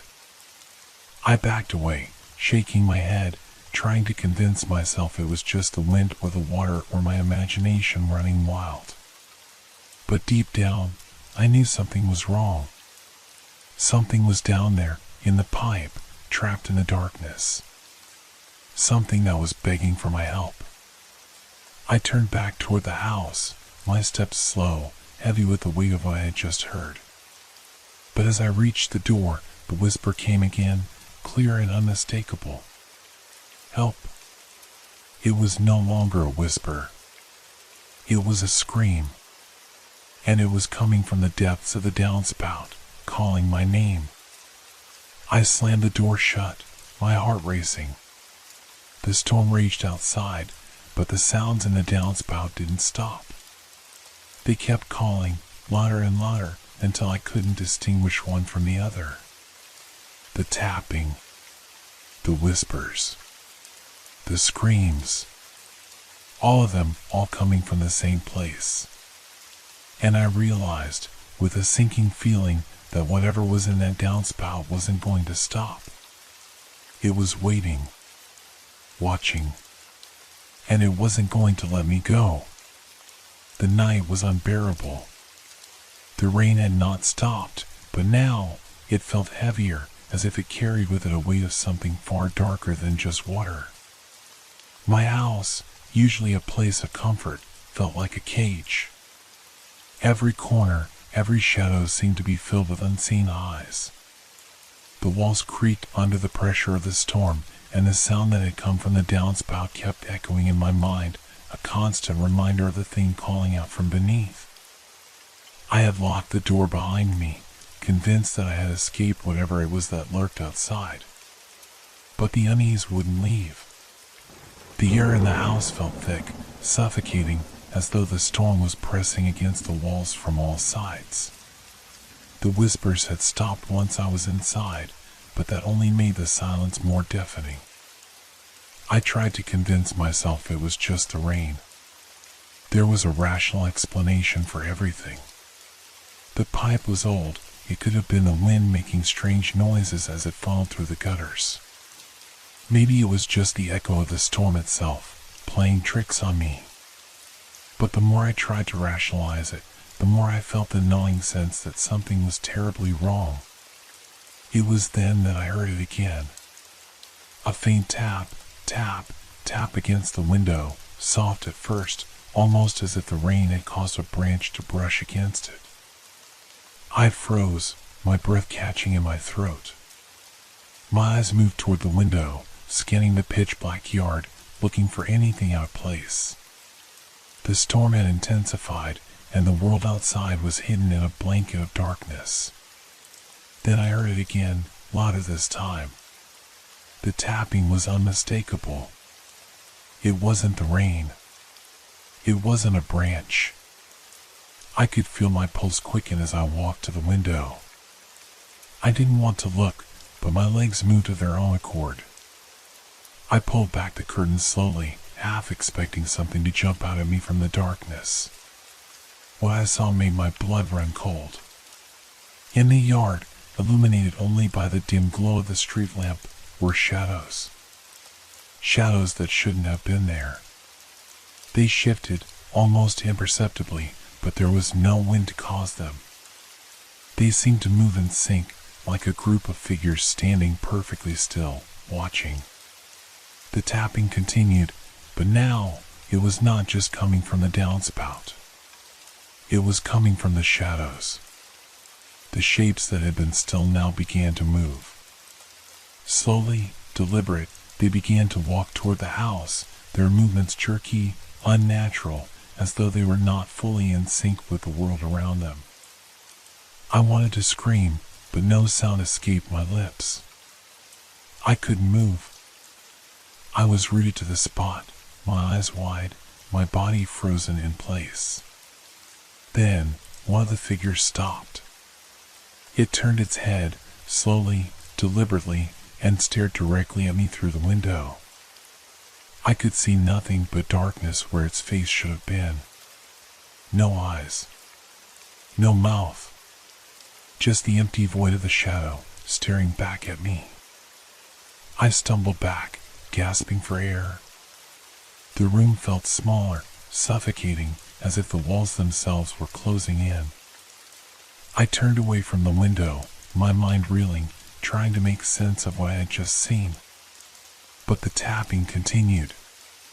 It had grown louder now, echoing through the house, as if it were all around me, coming from the walls themselves. I ran to the kitchen, my hands trembling as I fumbled for my phone. My fingers slid across the screen, but I couldn't focus. The sound was too much, too overwhelming. It was getting closer. Then, the phone rang. I jumped, the sudden noise sharp in the silence. I grabbed it, expecting to hear a voice on the other end, but all I heard was a strange noise, like breathing, but not human. It was slow, labored, as if whatever was on the other end was struggling to draw air. Then, through the static, a voice whispered. A voice that was not mine. Help, help me. I dropped the phone, my heart pounding in my chest. The tapping was no longer outside. It was inside. It was everywhere. The house had become a prison, and whatever was in it was closing in on me. I could hear the whispers now, clearer than ever, and they weren't coming from the downspout anymore. They were coming from the walls, from the floorboards. The sound of 1,000 voices, all whispering at once, calling for help. I backed into the corner of the kitchen, my body shaking with fear, unable to comprehend what was happening. I felt a cold breeze against my skin, though the windows were shut tight. The air felt wrong, stale, heavy with something I couldn't name. The shadows outside had gathered around the house, pressing against the windows, their silent forms moving in rhythm with the tapping. Then I saw something I hadn't noticed before. The downspout, the source of the whispers, was moving. Not in the way a pipe should. It was bending, twisting, as though something inside it was pushing, trying to break free. And then it happened. With a loud crack, the pipe burst open, sending a torrent of water spilling into the yard. But the water didn't behave as it should. It moved unnaturally, swirling in strange, impossible patterns. And from within the torrent, something emerged. A hand. A pale, slender hand, with long, thin fingers that reached up from the depths of the downspout. I screamed, but no sound escaped my throat. The hand was followed by an arm, then a head, and then a body. It was human in shape, but not human in nature. Its eyes were black voids, and its skin was a shade of gray that made it look like it had been submerged in water for too long. Its mouth opened, letting out a sound that wasn't a scream, but more like a guttural, inhuman wail. I backed away, tripping over the kitchen chair as I stumbled toward the door. But the thing was coming closer. It was out of the downspout now, standing in my yard, its unnatural gaze fixed on me. I had no more time to think. I bolted for the door, my hands desperately trying to open it. The cold air rushed inside as I swung it open, and the storm hit me full force. But there was no relief in the rain. It didn't cleanse. It only made the darkness thicker. And then, as I ran into the night, I heard the voice again. Help. This time, it wasn't coming from the downspout. It was coming from behind me. And it was getting closer. I didn't dare turn around. The voice was unmistakable, a whisper too close, like breath on the back of my neck. Each footstep felt heavier than the last as I ran, as if the ground itself was sinking under me. The storm seemed to intensify, the rain lashing against my face, the wind howling in a way that sounded almost unnatural. I had to get away. The house was no longer a safe haven. Whatever had come from the downspout wasn't just a creature, it was something more, something tied to the very fabric of this place. My mind raced. What had I stumbled into? What was it that I had invited into my life by simply existing here? I pushed myself harder, my feet slipping on the wet pavement as I sprinted down the street. The voice, if that's what it was, followed me, quiet at first but then louder, each whisper louder than the last. The wind carried it, twisted it into something more sinister, more personal. "Help," it whispered again, as if it were pleading. But I knew better. It wasn't pleading for help. It was calling for me. The trees lining the street bent under the storm, their branches creaking, groaning like something alive. The shadows that clung to the darkness between the street lamps seemed to stretch toward me, pulling at my very soul. I reached the corner of the street and paused, gasping for breath. I couldn't hear the footsteps anymore. Just the wind, the rain, the pounding in my chest. But then, the silence broke. A child's laugh. It was high-pitched, shrill, and cold. The laugh echoed down the empty street, bouncing off the houses like a stone thrown into water. I whirled around, my heart pounding in my throat. The street behind me was empty. But the shadows, they were shifting. Slowly, methodically. I couldn't stay here. I had to get away. But where? The town was small. There was nowhere I could hide where they wouldn't find me. I didn't know who they were, but I felt them. I felt their eyes on me, watching, waiting for me to slip up. Then, from the corner of my eye, I saw it. A figure. Small. Standing beneath a street lamp, staring at me. It was a child. No older than 6 or 7. But there was something wrong about the way it stood, too still, too perfect. Its eyes were black, hollow, endless, and its face was blank, expressionless. As if it didn't belong there. As if it wasn't real. I took a step back, my instinct screaming at me to run, to get away from the figure before it could do anything. "Help," it whispered. The voice was the same as before, only now it had a childlike quality to it. It felt like a trap.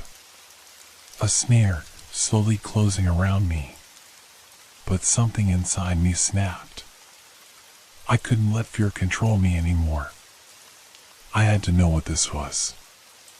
I had to understand why this was happening. I took a step forward. The child didn't move. It just stood there, staring at me with its empty, unblinking eyes. The rain continued to fall, but it felt different. More oppressive. Heavier. The air around me seemed to thicken, like I was wading through water. "Who are you?" I asked, my voice trembling despite my resolve. The child didn't respond. Instead, it slowly raised its hand. The gesture was too slow, too deliberate, and yet it felt like it was happening in the blink of an eye. I froze. The hand didn't belong to the child. It was wrong. Too long. Too thin. It stretched toward me, fingers twisting in unnatural angles. I stepped back, my breath coming in shallow gasps. That's when I saw it. The thing, the shadow that had been following me, wasn't just following me anymore. It was inside the street lamp's glow, moving with a grotesque, jerky motion. It was a mass of darkness, too dark for any night to have created. And it was shifting, warping, pulling itself together, taking shape. It was too big to be a man. Too twisted to be human. The child's mouth opened, wide, impossibly wide.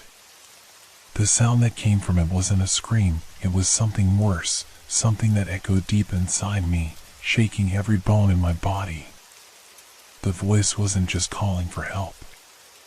It was trying to lure me in. I turned and ran. This time, I didn't look back.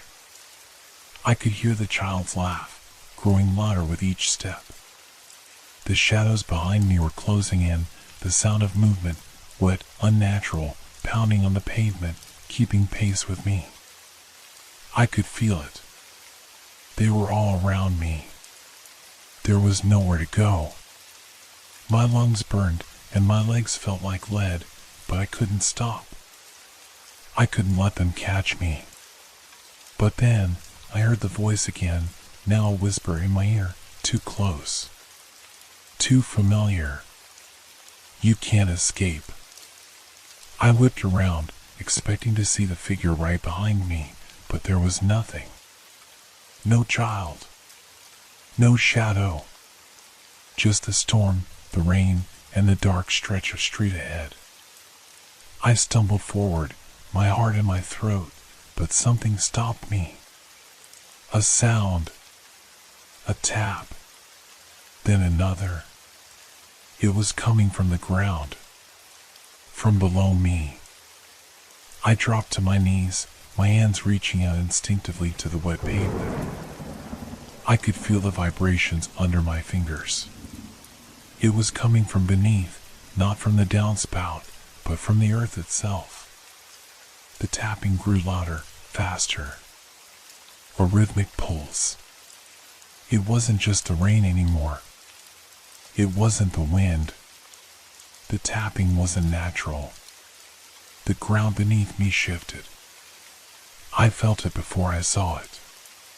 The ground cracked open, just a tiny fraction, but enough to reveal something that shouldn't be there.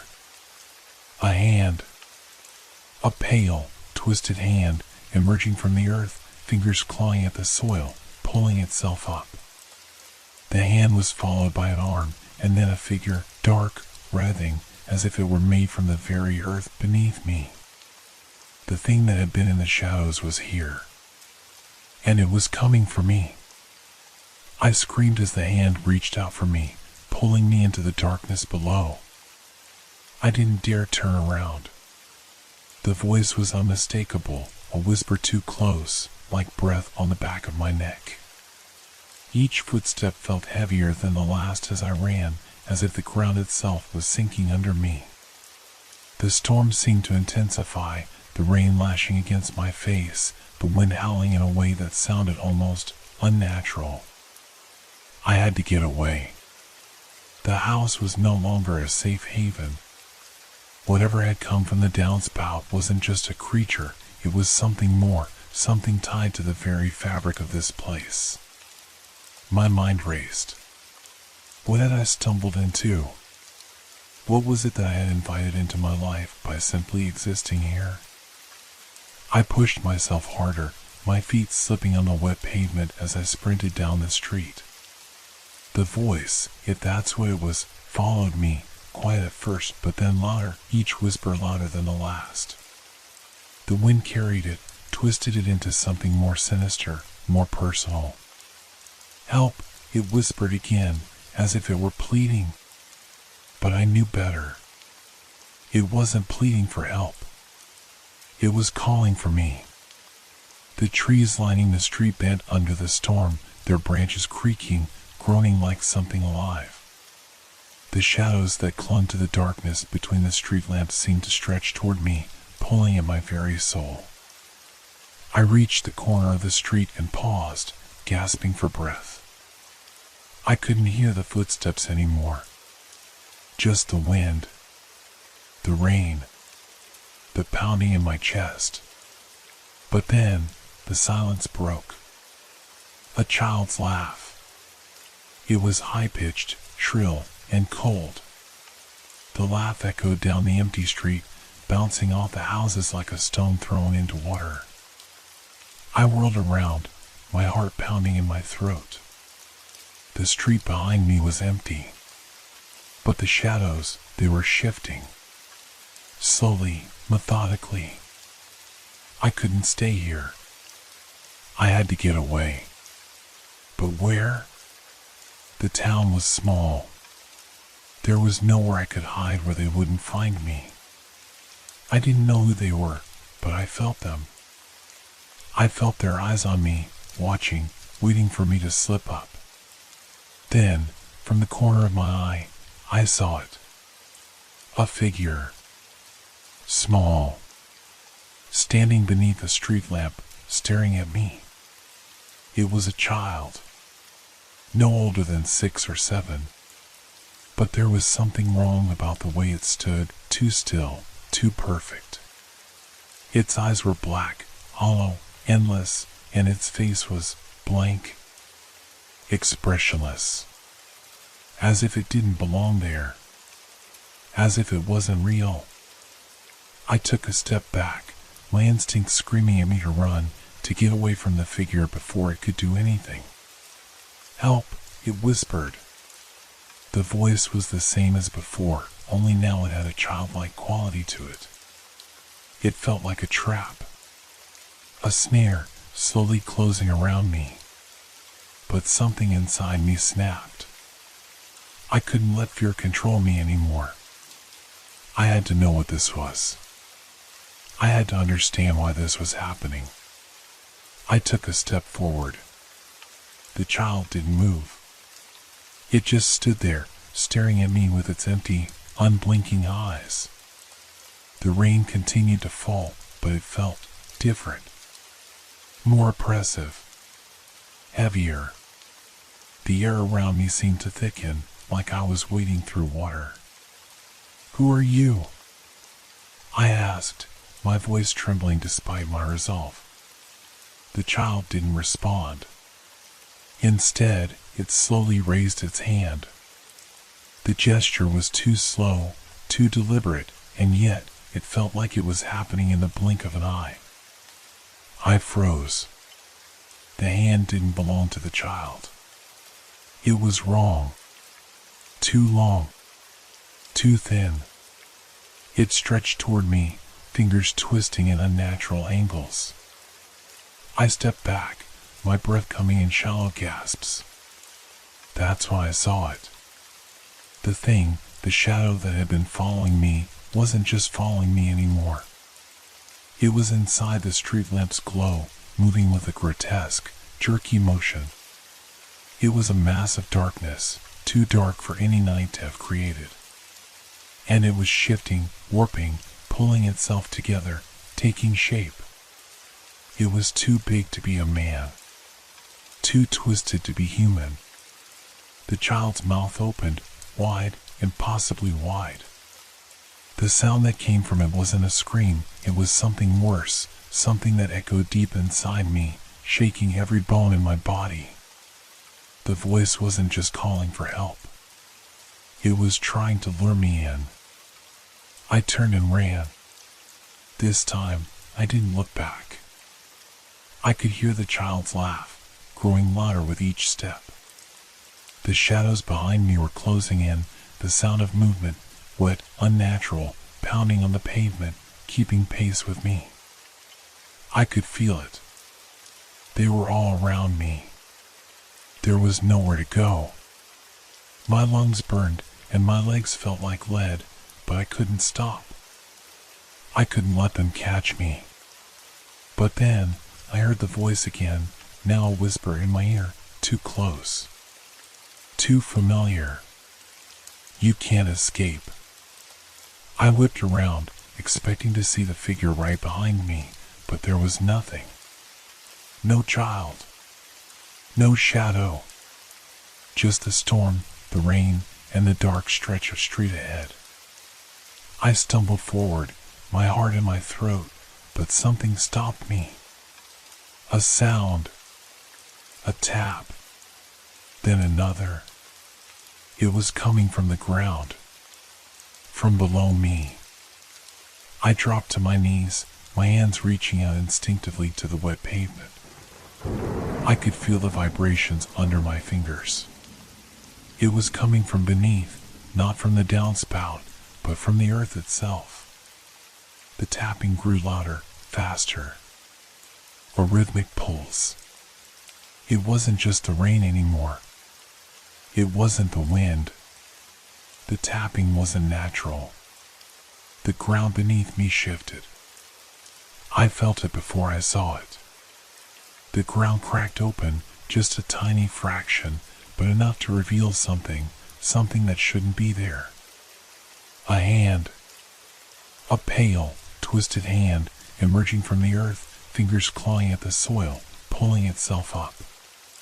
The hand was followed by an arm, and then a figure, dark, writhing, as if it were made from the very earth beneath me.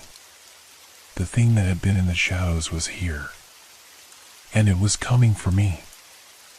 I screamed as the hand reached out for me, pulling me into the darkness below.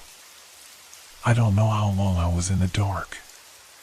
The first thing I felt when I woke up was the dampness on my skin. The air around me was thick, heavy with the smell of wet earth and rot. My heart raced, but my body felt numb, as though I had been submerged in something much colder than water. My chest ached as if I had been holding my breath for hours, or maybe longer. My eyes blinked open, but all I could see was darkness. I could barely hear my own breath. The world felt muffled, distorted, like I was submerged in a strange, hollow space. I tried to move, but my limbs felt heavy. Every inch of my body screamed in protest as I forced myself to sit up, my fingers scraping against rough, uneven stone. The cold air bit at my skin as I pushed myself up, my head spinning with confusion and dread. Where was I? The moment I tried to get my bearings, the voice returned. It wasn't the child's voice anymore. It was deeper. It was ancient, malevolent, and it echoed in my mind as if it was not coming from the world around me, but from within me. You shouldn't have listened. The voice rasped through the silence, a whisper that seemed to curl itself around my thoughts, making it impossible to focus. I tried to call out, but my mouth was dry. My voice barely escaped, a weak croak, and yet the sound was swallowed by the overwhelming blackness. There was no escape. I wanted to scream, but no sound came. It was as if the air itself had been stilled, pressing against me, suffocating me. The floor beneath me was cold, damp stone, but the faint hum of something alive, the tapping, the scraping, started again, low at first, then louder, as if the earth itself was alive, moving, shifting under my feet. The tapping became rhythmic, like footsteps coming closer and closer. The shadows felt as if they were crawling up my skin, wrapping around me, seeping into my mind. The air was thick, oppressive. The voices, though indistinct, grew louder, like 1,000 whispers in the dark. The ground beneath me trembled again, and I looked around frantically. I couldn't see anything, but I could feel it, the presence, the weight of it, creeping closer. Every nerve in my body screamed for me to run, to move, but I couldn't. My body was frozen. My skin prickled as if 1,000 eyes were watching me from the void. I could hear the laughter now. Not a child's laugh anymore. It was deeper, malevolent. It echoed from all around me, bouncing off the cold walls, reverberating in my mind. It was everywhere. Please, I whispered, though I wasn't sure if I was asking for help or if I was pleading for my own sanity. Please, leave me alone. The laughter stopped. For a moment, everything was silent. So silent that I thought I might suffocate in the stillness. But then I felt it. The ground beneath me shifted again, as if something was stirring, something waking, something ancient. The temperature plummeted, and I could feel my breath fogging in front of me. I couldn't see it, but I could sense it, the thing in the dark, creeping toward me, coming closer, its presence suffocating everything around me. A sound echoed through the silence. A low growl. A whisper that turned into a rumbling murmur, a voice that came from beneath the ground, from the very core of the earth itself. You should have stayed away. I wanted to run. I wanted to flee, to escape this nightmare, but the ground trembled again. The shadows grew long, stretching across the walls, and suddenly, I wasn't alone. Shapes began to form in the dark. Black, formless figures that moved in ways that defied logic, twisting and writhing in unnatural angles. They were like nothing human, nothing that should exist in this world. Their movements were erratic, alien, and they made no sound as they moved closer. I couldn't breathe. I couldn't move. I couldn't. The figure closest to me stepped forward, its form shifting and distorting with every movement. I could feel its eyes, though I couldn't see them, boring into me with an intensity that made my skin crawl. It reached out, its limbs twisting and folding in grotesque patterns, and I knew then, deep in my soul, that it was going to take me. It was going to pull me into the darkness forever. But I wouldn't let it. I fought, desperately, summoning every last ounce of strength, every bit of all I had left. My hand shot out in front of me, grasping at the cold stone, pulling myself back, scrambling away from the thing that was reaching for me. And then, something shifted. The air trembled, and the tapping grew louder, more frantic. It was no longer a rhythmic step, it was a pounding, a battering sound, like something, or someone, was trying to break free. The darkness around me seemed to open up for a split second, and in that instant, I saw it. The downspout. It was still there, just a few feet away, standing tall in the center of the room, cold and alien, but familiar in some strange way. And inside it, inside the twisted metal, there was movement. A hand. A clawed, twisted hand, reaching up from inside the downspout, grasping at the air, pulling itself higher, crawling out of the darkness. I couldn't breathe. I couldn't think. All I could do was stare, frozen, as the figure emerged from the downspout, its body distorting and shifting as it climbed, pulling itself out of the earth, out of the shadows, out of the nightmare. And I knew then, with absolute certainty, that I wasn't just trapped in the dark. I was being hunted. The thing in the downspout had found me. I could feel the earth shaking beneath me. The darkness pressed in closer, tightening around me like an unrelenting vice. My heart raced as I scrambled backward, my hands searching desperately for something, anything, to hold on to. My fingers met nothing but slick stone, and I couldn't tear my gaze away from the figure emerging from the downspout. It climbed slowly, deliberately, its limbs contorting in unnatural angles, as if it had no respect for the natural laws of physics. The thing was both grotesque and fascinating, a twisted mockery of humanity.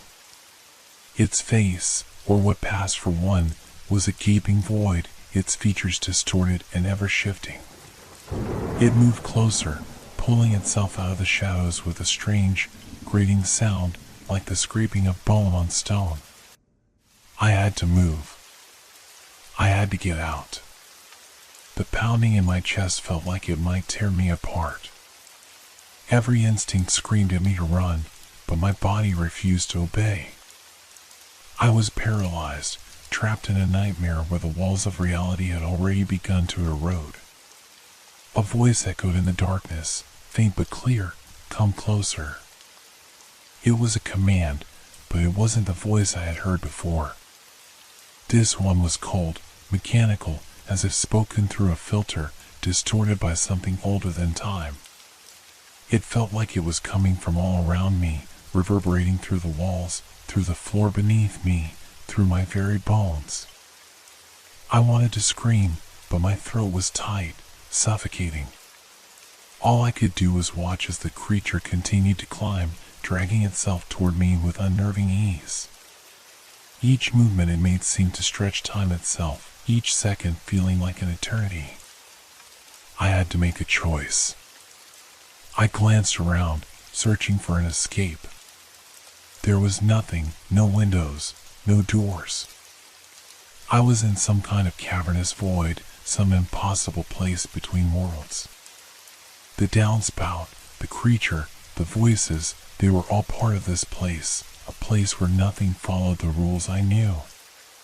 The thing was almost at the top now, its spindly fingers reaching for the ledge, its distorted body barely fitting through the narrow opening of the downspout.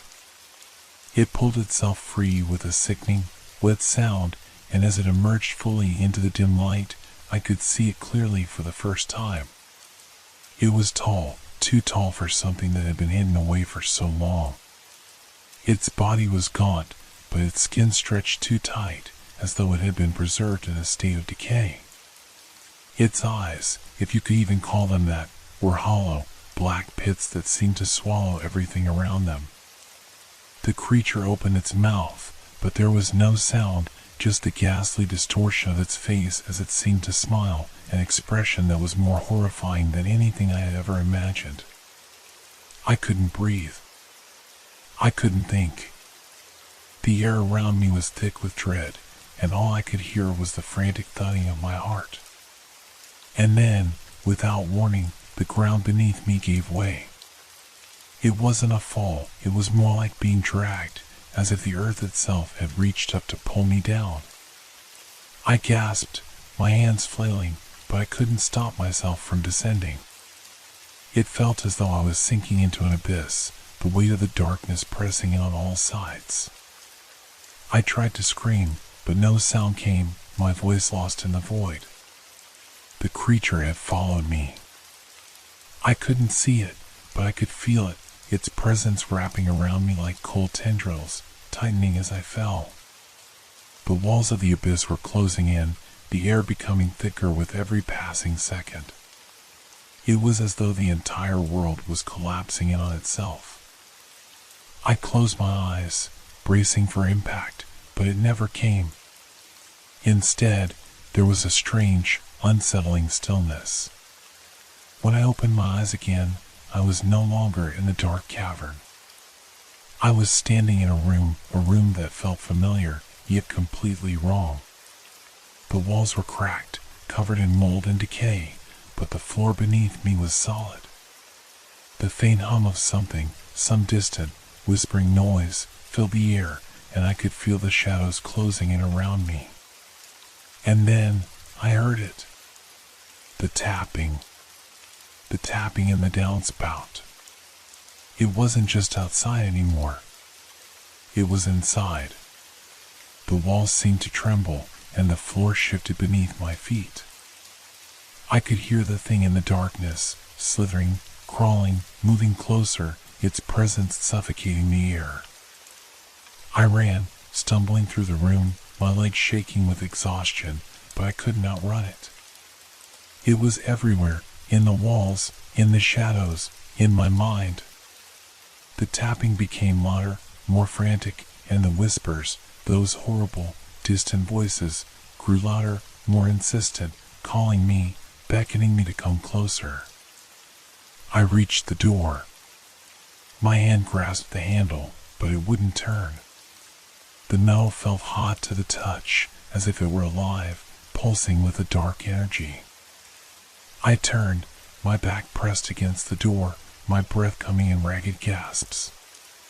The tapping was deafening now, and I could feel the thing moving closer, its shadow stretching across the room. There was nowhere to hide, nowhere to run. And then I understood. The downspout wasn't just a place where the thing had emerged. It was a doorway between worlds, between realities. A doorway that was slowly opening wider and wider, drawing me in, pulling me towards something far darker than anything I could comprehend.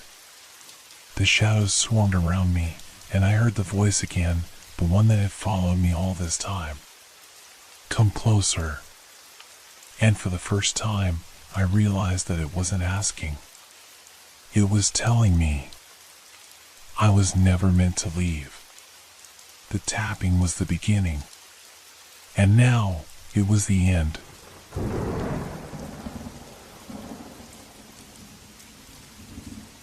Have you ever been so certain of something Something so ordinary that you would bet your life on it, only to find it gone?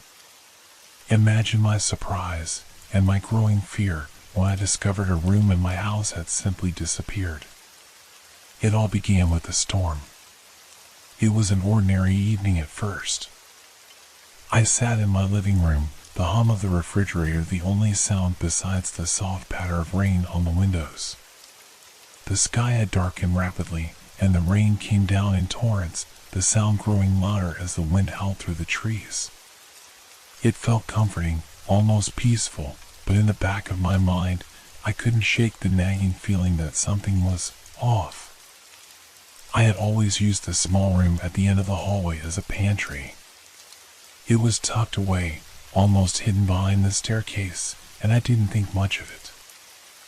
I stored extra supplies there, canned goods, cleaning products, the odds and ends that didn't have a proper home in the rest of the house. It wasn't much, but it was always there, a small, nondescript room. I could go to it any time. That night, after the storm started to pick up, I went to grab a bottle of water. It wasn't the first time I'd been there that week, and I knew exactly where to find it. But when I reached the spot where the door to the pantry should have been, there was nothing. The hallway looked different. There was no door, no frame, just a wall. At first, I thought I had made a mistake. Maybe I'd gotten disoriented in the dark. I turned on the hallway light and checked again, my heart pounding as the glow of the bulb illuminated the area. But no! The door was gone. It wasn't just closed or locked, it wasn't there at all. I stood in front of the blank wall, my mind racing, trying to make sense of it. The house was old, sure, but this was something else entirely. The room wasn't hidden. I had never forgotten it existed. I had used it just days ago. And yet, now, nothing. Panic started to rise in my chest. My breath quickened as I tried to steady myself, my hand trembling as I reached to touch the wall. It felt cold to the touch, smooth, just like the rest of the house. But there was no sign of the doorframe, no indentations, no marks where the hinges used to be. I turned, looking up and down the hallway, but everything seemed off. The walls looked too flat, too sterile. There was a strange stillness in the air, a silence that pressed in around me. The house had always creaked and groaned, especially on stormy nights like this, but tonight it was completely still. I knew that I had to check the rest of the house.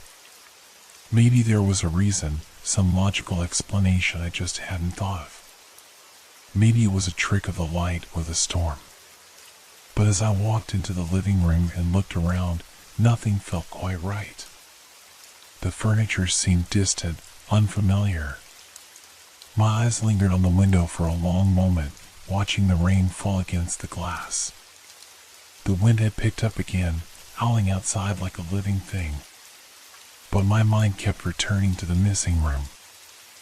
I couldn't get the image of the empty space where it should have been out of my head. It was as if the house had simply decided to erase it from existence. I tried to push the thought away. I wasn't someone who panicked easily. But the sense of unease only grew as the minutes ticked by. It felt like something was lurking in the edges of my vision, something I couldn't quite place. The atmosphere had shifted in ways I couldn't explain, and the more I thought about it, the more I realized that the house didn't feel like my house anymore. I decided to wait until morning, hoping that the strange occurrence would make more sense in the light of day. But sleep wouldn't come. The shadows seemed to move on their own, the wind rattling the windows with an unsettling force. I stayed awake for hours, my eyes glued to the spot where the door to the pantry should have been.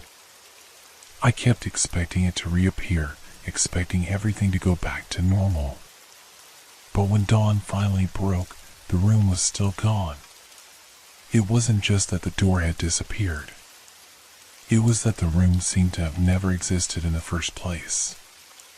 My mind raced as I tried to remember when it had all started, when I'd last opened that door, when I'd last stepped inside the pantry. It felt like I was losing my grip on reality, as though the very fabric of my home was unraveling. I had to find out more. But the deeper I looked, the more things started to shift. The house no longer felt like the safe, familiar place I had known for years. It was changing. The walls seemed to warp, the lights flickered in the corners of my vision. Every time I thought I understood what was happening, something new would happen, something that didn't make sense. The missing room was just the beginning. The fear set in slowly. I wasn't just losing a room. I was losing control over the space I thought I knew so well. And I was afraid that it was just the beginning of something much worse. The day passed in a haze of confusion and dread. I went through the motions of daily life, making coffee, eating breakfast, and trying to distract myself from the inexplicable disappearance of the room. But nothing felt normal. Every shadow seemed deeper, every creak of the house louder, as if the walls themselves were whispering something I couldn't understand.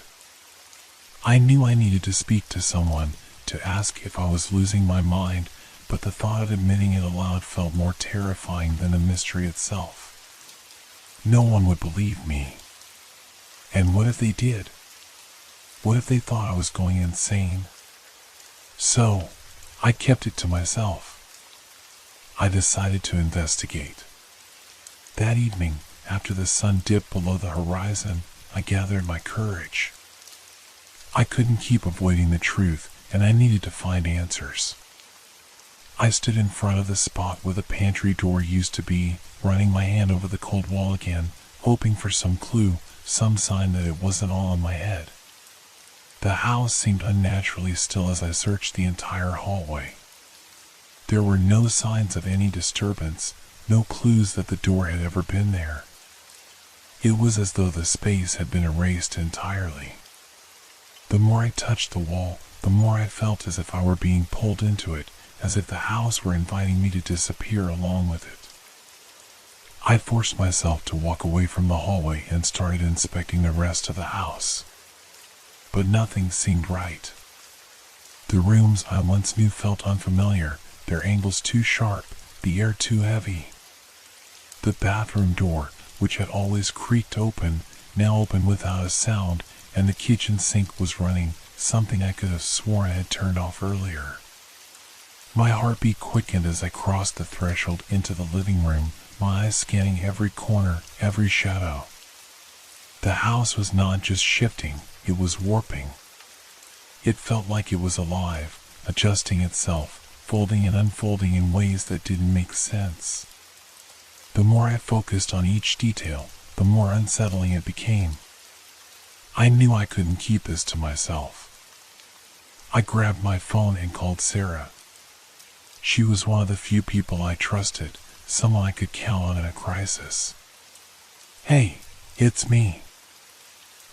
Something's wrong," I stammered. "I need you to come over." "What's going on?" she asked, her voice laced with concern.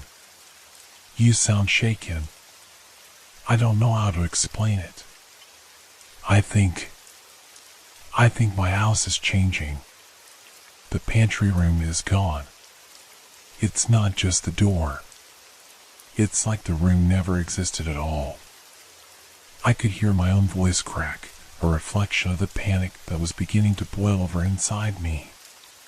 There was a long pause on the other end of the line. "Are you sure? Have you checked again?" "I've checked everything," I said, my words rushed. "And it's not just that.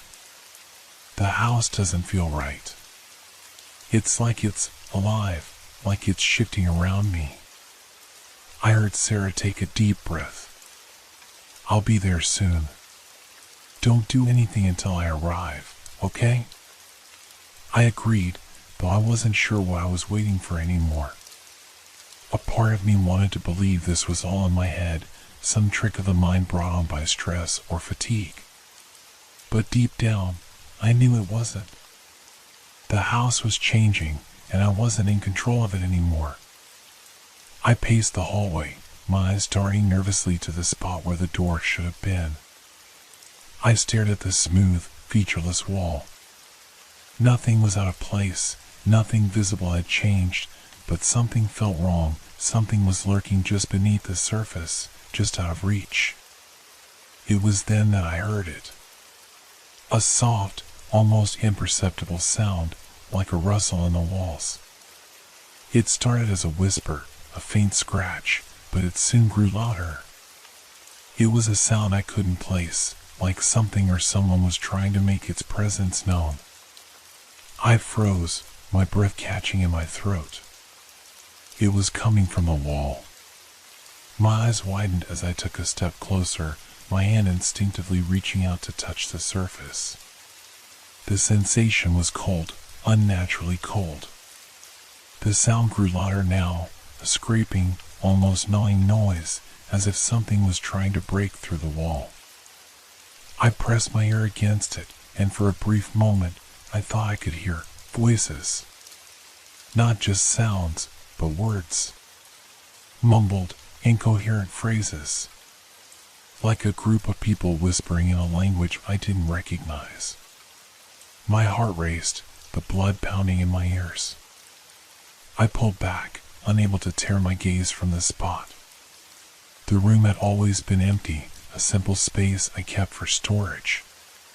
But now, with the door gone, it felt like something had replaced it. Something that wasn't part of this world. I backed away, my feet stumbling in haste as I retreated into the living room. I could hear Sarah's voice in the distance, but it seemed distant, muffled by the strange pressure that had enveloped the house. My mind raced. What was happening to me? To my home?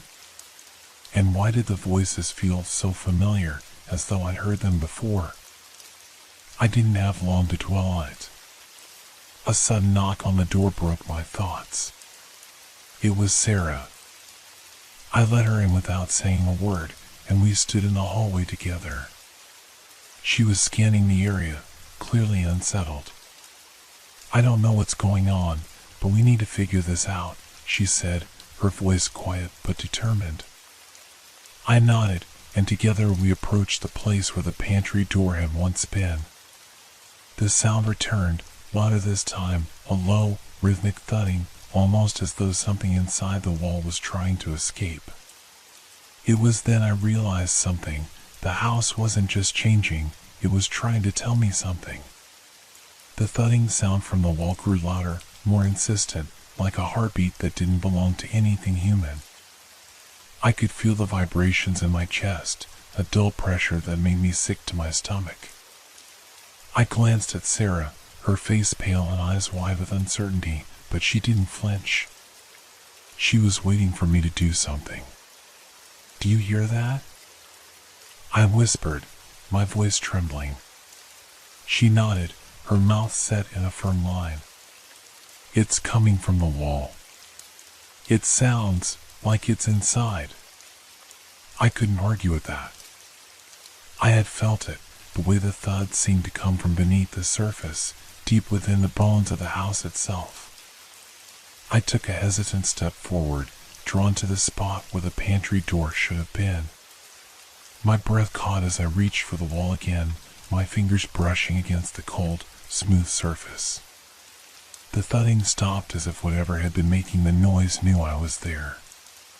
It was silent now, but the unease lingered. "What do we do?" Sarah asked, her voice low, almost afraid. I didn't have an answer. Part of me wanted to tear down the wall, to see what was hidden behind it, but the other part, the rational part, told me that was a terrible idea. If I disturbed whatever was there, who knew what might happen? What if I made things worse? The silence was suffocating, and I could feel my heart pounding in my ears. I took a step back, glancing at Sarah, hoping for some kind of clarity. She looked just as confused and scared as I felt. "I think we need to leave," she said finally, her voice tight. Whatever this is, it doesn't feel safe. You don't know what you might be messing with." Her words resonated deep within me, and for a moment, I almost agreed. Leaving felt like the right thing to do, to walk away and pretend none of this was happening. But then I remembered the room, the missing room, and the voices I'd heard. I couldn't just leave. Not until I understood what was happening. "No," I said, my voice firmer than I felt. "I can't leave yet. I need to know what's going on." Sarah gave me a look that mixed concern with disbelief, but she didn't argue. Instead, she reached into her bag and pulled out her phone. "I'm calling someone. Maybe a professional, someone who can help us figure this out." I nodded absently, but my eyes were still fixed on the spot where the pantry door had been. There was something unsettling about the emptiness there, like the house was holding its breath, waiting for something to happen. As Sarah dialed the number, I stepped away, moving down the hallway to the living room. The strange atmosphere was thick, almost tangible, as if the walls themselves were pulsing with a dark energy. I could feel it in the air, the weight of something unspoken, something not meant to be understood. I turned back to face Sarah, who was still talking quietly on the phone. She looked up as I caught her gaze, and for a moment our eyes locked in shared uncertainty. Then, from the corner of my eye, I saw something move. At first, I thought it was just a trick of the light, a shadow shifting as the house settled. But then it moved again, more deliberately this time, slow, crawling, like something was emerging from the shadows themselves. I froze. There, standing at the end of the hallway, was a figure. A shape I couldn't fully comprehend, distorted and dark, like it was woven from the very air around it. It was tall, impossibly tall, its body bending at angles that defied the laws of physics. I couldn't make out any details, but I could feel its presence. The air felt thicker, colder, as if it was consuming the warmth of the house. My heart stopped. I couldn't breathe. The figure remained still, motionless, staring at me with eyes I couldn't see but could feel boring into my soul. I was trapped in its gaze, unable to look away, unable to move. Sarah's voice faded into the background, and everything around me seemed to blur. The house groaned under the weight of the silence, and the figure just stood there. I could hear the whispers now, faint but distinct, coming from somewhere beyond the walls. They were the same voices I'd heard earlier, but now they were clearer, almost urgent. The figure took a slow step forward, its movement impossibly fluid, as though it wasn't bound by the same rules as the rest of the world. The air grew colder with each step it took, and I could feel a tightness in my chest, a pressure that made it difficult to breathe. Suddenly, the world snapped back into focus. The shadows receded, and the figure was gone. I gasped, my lungs burning with the need for air. Sarah was still on the phone, oblivious to what had just happened. I staggered back, my body trembling as the reality of what I'd seen crashed over me. "Did you see that?" I croaked, barely able to speak. Sarah glanced up at me, her expression confused. "See what?" I didn't. Before she could finish, the thudding noise returned, louder than before, and the walls seemed to vibrate with the force of it. The air became thick with something cold, and the room felt smaller, as if the house itself was folding in on itself. "We need to leave," Sarah said urgently, her voice finally betraying the fear I'd been feeling. But I couldn't move. I couldn't tear myself away from the spot where the figure had stood. Something was happening, something far beyond my comprehension, and I had no idea how to stop it. I could feel it drawing closer, like a dark force inching toward me. And then, from somewhere deep within the house, a door slammed shut. A door I couldn't see. I didn't need to check. I already knew another room was disappearing. I stood there, frozen, unable to move as the door slammed shut with a deafening crack that seemed to echo through the very bones of the house. My heart pounded in my chest, each beat a thunderous reminder of the terror that was rapidly closing in around me. The air was thick with something unnameable, like the house was holding its breath, waiting for something or someone to make the next move. Sarah was still standing by the phone, but her voice had gone quiet. Her eyes were wide, searching the room as though she could feel the shift in the atmosphere too. I could see her grip tightening around the phone, her knuckles white. "What's happening?" she whispered, barely audible. I shook my head, my own voice stuck in my throat. I didn't know how to explain what was happening. I didn't even know if I understood it myself. The thudding had stopped, but now there was a strange hum, like the sound of electricity buzzing just beneath the surface of everything. I looked toward the hallway again, where the pantry had once been. The space was empty, but something was wrong, something was missing. It wasn't just the pantry door. It was the feeling of the house, the very foundation beneath my feet. I turned back to Sarah, my body instinctively pulling away from the growing sense of danger. "We need to leave. Now." I was almost shouting at her, but she seemed too paralyzed to move. Her gaze flicked nervously to the empty space at the end of the hallway where the figure had been. Her mouth trembled, but she didn't say anything. Suddenly, the lights flickered. At first, it was subtle, just a brief dimming, but then they began to flash rapidly, as though something was interfering with the electricity. Each flicker felt like a heartbeat, growing faster, erratic, as though the house itself was alive. The walls groaned under some unseen pressure, and the air grew colder with every passing second. I grabbed Sarah's arm, pulling her toward the front door. "We're not staying here another second." But as we moved toward the door, I heard something behind me, a soft, almost inaudible scraping sound. It was so faint that at first, I thought it was my imagination playing tricks on me. But then it came again, louder this time, scraping against the floor like something being dragged slowly, deliberately. I turned around, my heart sinking as I saw the shadow at the end of the hallway again. But this time, it wasn't just standing there. The shape was moving, gliding across the floor in an unnatural, fluid motion. It seemed to ripple, shifting between one form and another, never quite solid, always changing. It was as though the air itself had become thick with it, a living darkness. I could hear it now, the faint sound of whispers rising from the walls. They weren't clear, but they were there, soft, muttering voices, like echoes from some distant, forgotten place. Without thinking, I yanked open the front door, practically dragging Sarah behind me. We stumbled out into the yard, but the moment I stepped onto the porch, the door slammed shut with a force that rattled the entire house. I whirled around, but there was no door anymore. It was gone, vanished, just like the pantry.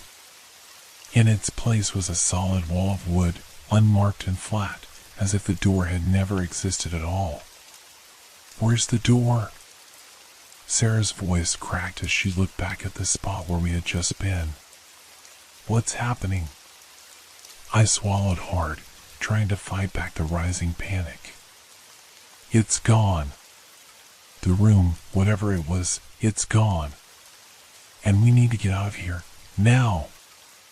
But something told me it was already too late. The ground beneath my feet trembled as though something deep within the earth was waking up. The house, once a familiar, comforting place, felt like a trap now, an ancient, hollowed-out thing, its walls alive with something malevolent. I felt its presence, watching us, waiting. I tugged Sarah toward the driveway, my legs shaky, but as we reached the gate, I froze. There was no road. The familiar street, the houses on either side, the very neighborhood I had lived in for years, it was all gone. Instead, stretching out before us was an endless, swirling void, an impenetrable darkness that seemed to devour everything it touched. Where are we? Sarah's voice was a whisper, barely audible above the heavy silence. I didn't have an answer. I could hear the scraping sound again, louder now, coming from behind us. I didn't need to turn around to know what was there. It was that figure, the one from inside the house, the one that had been watching us. And it was closer now, its shape shifting and warping with every passing second, like a living nightmare. We have to go back, I said, my voice barely above a whisper, the weight of dread pressing down on me.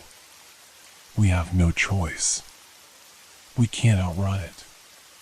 But Sarah was shaking her head, her eyes wide with terror. I can't. I won't. We need to find a way out of here. Please. The air grew colder, the buzzing of the lights growing louder, and I could feel the pressure in my chest building again. Something was coming, something worse than we had already faced. I took a step back, then another, my mind racing for a plan. I had no idea how we could escape this place, this twisted version of reality. But I knew one thing, if we didn't move fast, if we didn't find a way to break free of whatever was holding us here, we would never leave. I looked back at Sarah, whose wide eyes were filled with a mixture of fear and determination. I took a deep breath, forcing myself to steady my racing heart. We need to fight, I said, my voice now resolute. Whatever this is, we have to stop it. We have to find the way back to the real world. But even as I spoke the words, I knew deep down that I wasn't sure what we were up against or if we would survive. The darkness closed in. The darkness pressed in on us like a suffocating blanket, its coldness numbing my skin.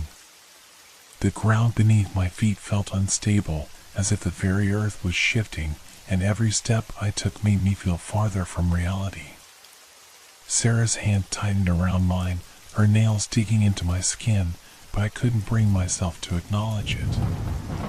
I was too focused on the terrifying sense that whatever was happening to us, it wasn't just a nightmare. It was real. We have to move, I muttered, my voice raspy. Every breath was a struggle, each one colder than the last. The sound of scraping grew louder. It was a sound I had come to dread, the slow drag of something enormous and relentless.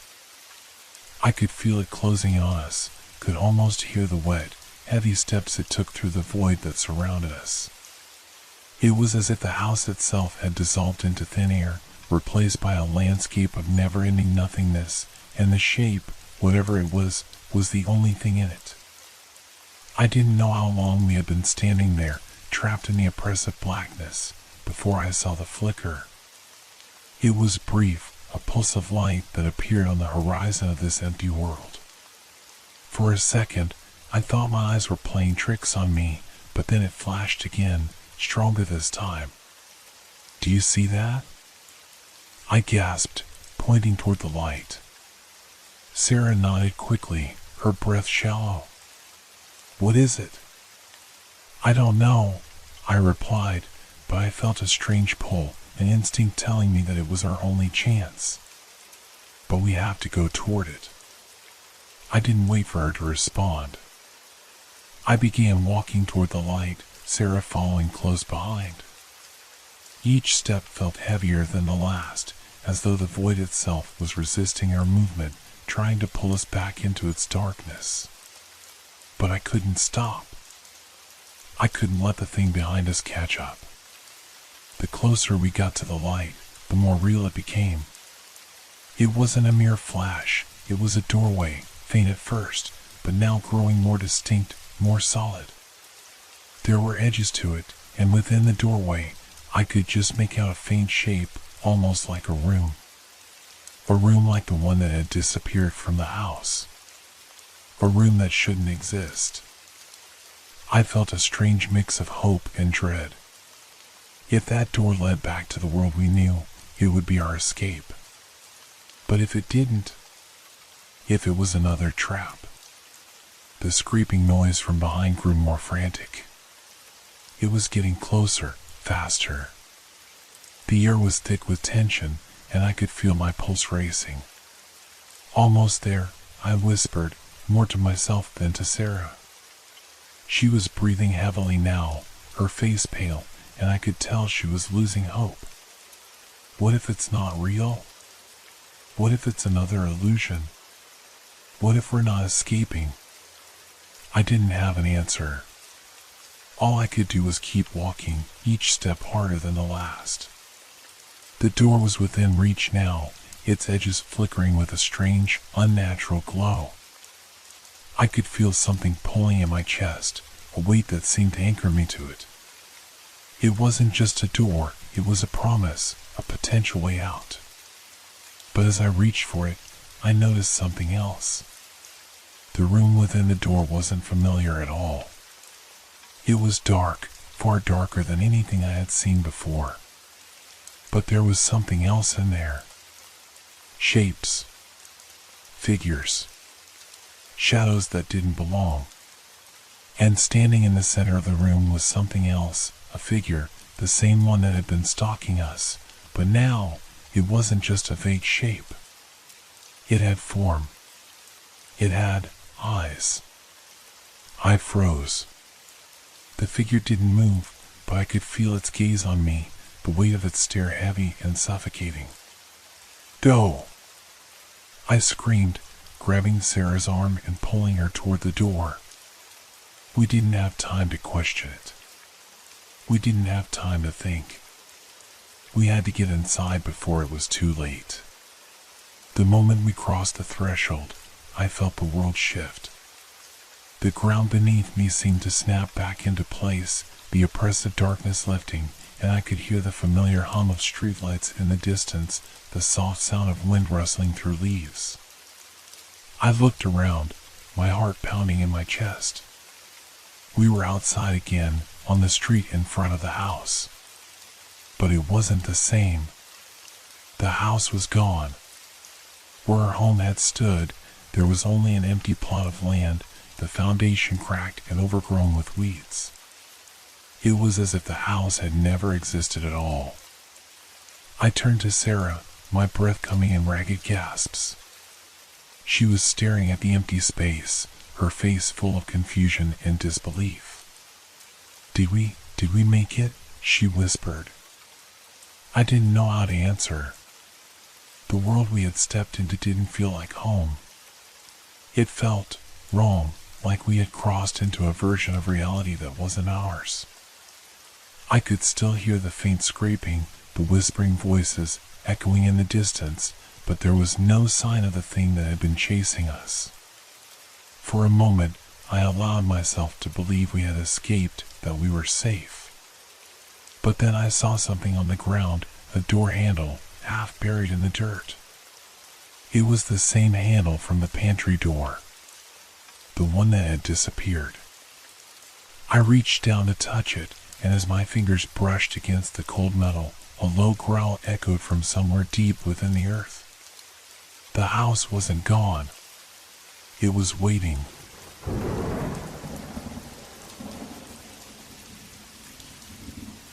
Have you ever looked out of a window at night only to feel like someone is watching you from the other side? I have, and it's not just a fleeting feeling. It's something much more unsettling, a gnawing sensation that lingers even after you've turned your back. It started innocently enough.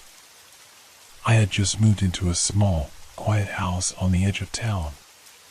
It was a peaceful place, the kind of home that promised solitude, and I had hoped it would help me escape the noise and chaos of my previous life. The house was old, but well kept. It had that comforting smell of old wood and dust, a reminder of things that had been left undisturbed for years. I remember the first night as clearly as if it were yesterday. The rain had been falling heavily, the kind of downpour that made the streets glisten and the air thick with moisture. I was in bed, lying under the heavy covers, trying to fall asleep. The rhythmic patter of raindrops against the window was soothing, but something was off. Every time I closed my eyes, I couldn't shake the feeling that I wasn't alone. I had a small window beside my bed, and as the moonlight filtered through the rain-smeared glass, I caught a glimpse of a shadow, just a fleeting silhouette, but enough to make my heart race. I turned my head quickly, my eyes scanning the dark room. Nothing. The room was still, silent, except for the rain. I told myself it was just the shadows playing tricks on me. The wind must have moved a tree or something outside, casting strange shapes on the glass. But as I lay back down, my mind wouldn't let go of that feeling. That sensation of being watched. I told myself it was nothing, but I couldn't shake the unease. The next morning, everything seemed normal.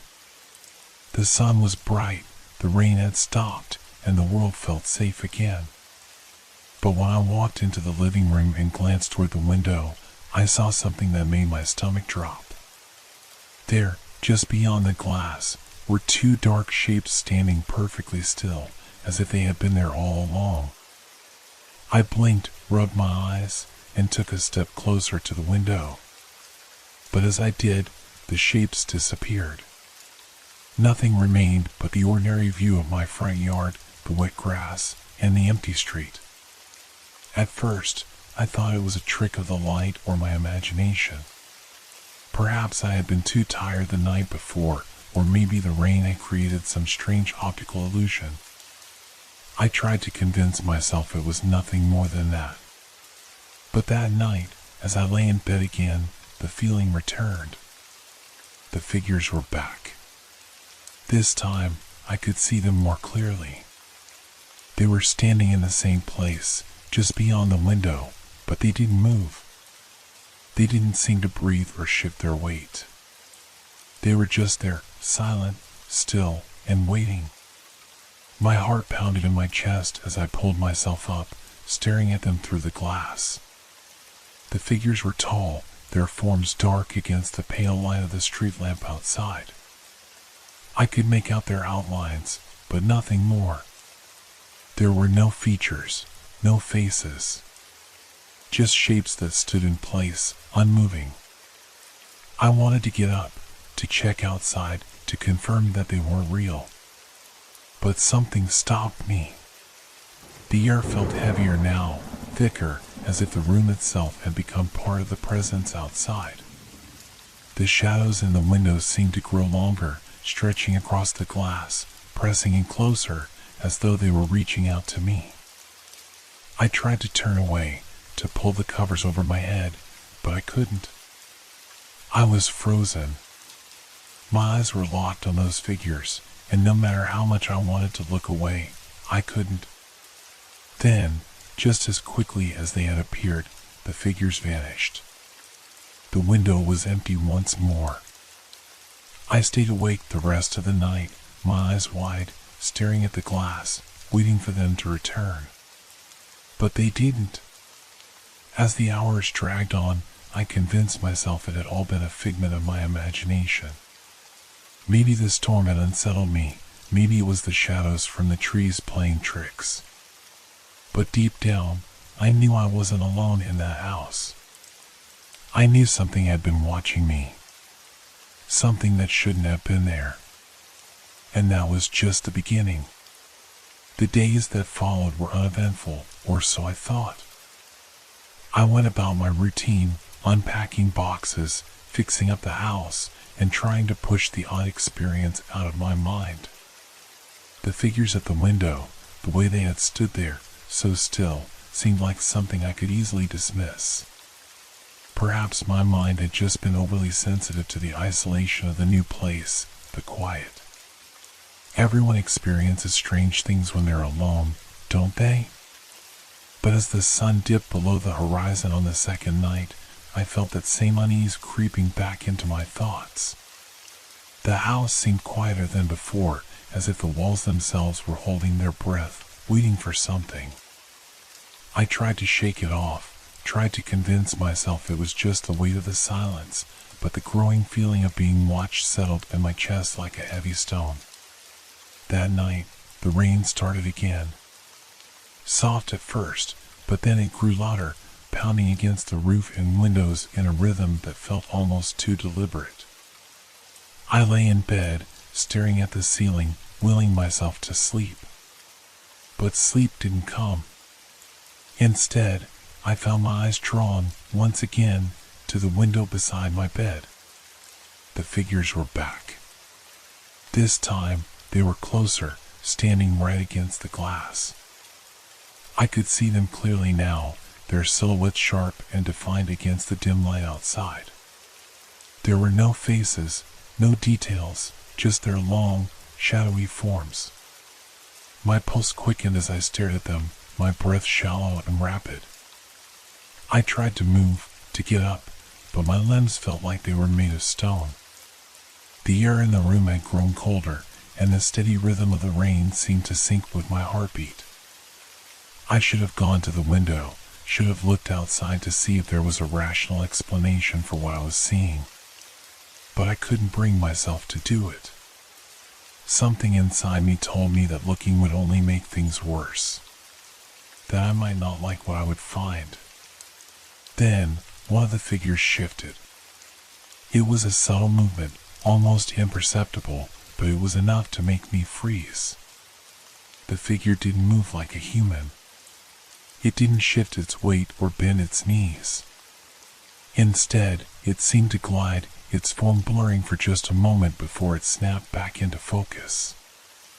I blinked, trying to process what I had seen, but it had already retreated back into the darkness. The rain grew heavier, the sound of it pounding against the glass deafening. I could hear my own breathing, rapid and shallow, echoing in the silence of the room. I had to get up, had to do something. But I couldn't. And then, in the silence that followed, I heard something else. A whisper. It was soft at first, barely audible over the storm. But as the seconds ticked by, the whisper grew louder, more distinct. It wasn't a voice, not quite. More like a murmur, a series of syllables strung together in a language I couldn't understand. The sound seemed to come from everywhere, inside the room, outside the window, from the very walls themselves. I closed my eyes tightly, clenching the sheets in my hands, praying it would stop. But the whispering only intensified. It was as though whatever was outside the window was trying to communicate with me, trying to reach me through the glass. I couldn't take it anymore. I had to look. I threw back the covers and sprang out of bed, my heart pounding in my chest. I rushed to the window, my breath fogging up the glass as I pressed my face against it, straining to see outside. But there was nothing. The street was empty, the rain falling in sheets that blurred the view. No figures. No shadows. Just the ordinary scene I had seen 1,000 times before. But the whispering continued, louder now, more insistent. It was coming from inside the room. I spun around, my heart racing. The room was empty. Just the shadows in the corners, the soft hum of the house settling, and the rain, now a constant roar against the roof. I backed away from the window, my legs unsteady. My mind was racing, trying to make sense of what had just happened. I had seen the figures, I had heard the whispering. And yet, when I looked outside, there was nothing. No sign of anything out of the ordinary. What was happening? Was it all just a figment of my imagination? But then I remembered something. Something that I hadn't noticed before, something that made the hairs on the back of my neck stand up. There was a mark on the window. A faint, smudged outline, like a handprint, but not quite. It wasn't something I had noticed earlier. It wasn't there when I had looked at the window before. But now, it was impossible to ignore. A handprint. Or something like it. I reached out a trembling hand to touch the glass. But before my fingers could make contact, the mark vanished. It wasn't just erased, it faded, like smoke dissipating in the air, leaving nothing behind. I stumbled backward, my heart hammering in my chest. Something was happening here, something I couldn't explain, something that was far beyond my understanding. And as I stood there, staring at the empty window, I realized that whatever had been watching me was still out there. Still waiting. And it wasn't going to stop. I spent the following days in a haze. Sleep became a distant memory as I wrestled with the creeping sense of dread that followed me everywhere. The whispering hadn't stopped. It clung to the edges of my thoughts, like a ghost that refused to leave. At times, I thought I could hear it over the hum of traffic, or even beneath the constant rain, its murmurs slipping through the cracks of my mind. But when I stopped to listen, it would fade away, like a fleeting shadow that vanished as quickly as it came. The marks on the window were gone, replaced by a dull film of condensation that formed in the corners when the cold air hit the glass. But that was the only thing that had changed. The figures still came every night, and though I was too terrified to look at them directly, I could feel them in the room with me, watching, waiting. I tried everything to calm my mind. I left the lights on, hoping it would chase away the shadows that seemed to gather in every corner of the house. I even considered moving. Leaving, packing up, and driving far away from this place, but something kept me here. Something told me I needed to figure this out, to understand what was happening. It was as if the house itself had a hold on me, and no matter how far I tried to run, it would pull me back in. That's why I decided to search for answers. I had avoided asking the neighbors about the house, but now it seemed like the only logical step. Maybe someone had lived here before, maybe they had experienced the same strange occurrences. I needed to know if I was losing my mind or if there was something real behind all of this. The first house I visited belonged to an elderly woman, Mrs. Calloway. She was hunched over a walking cane when she opened the door, her pale eyes narrowing as she sized me up. "Can I help you?" she asked, her voice raspy but kind. I hesitated before speaking. I recently moved into the house on Maple Street, and, well, I've been experiencing some strange things. I was wondering if you knew anything about it. She studied me for a long moment, her eyes flickering with something I couldn't quite place. Finally, she stepped aside and gestured for me to enter. "Strange things, you say? This town is full of them." Mrs. Calloway led me into her dimly lit living room, where the scent of old books and lavender lingered in the air. "But you're not the first to come asking about that house." My heart skipped a beat. "Really?" She nodded slowly, her wrinkled hands trembling slightly as she poured tea from a pot that had been sitting on the table. "It's been vacant for years, but there are stories. Old stories about things that happened there. People say it's haunted, though no one can explain why." I leaned forward, my pulse quickening. "What kind of stories?"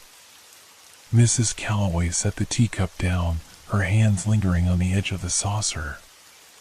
"There's always been talk of strange noises, lights flickering, and shadows moving on their own.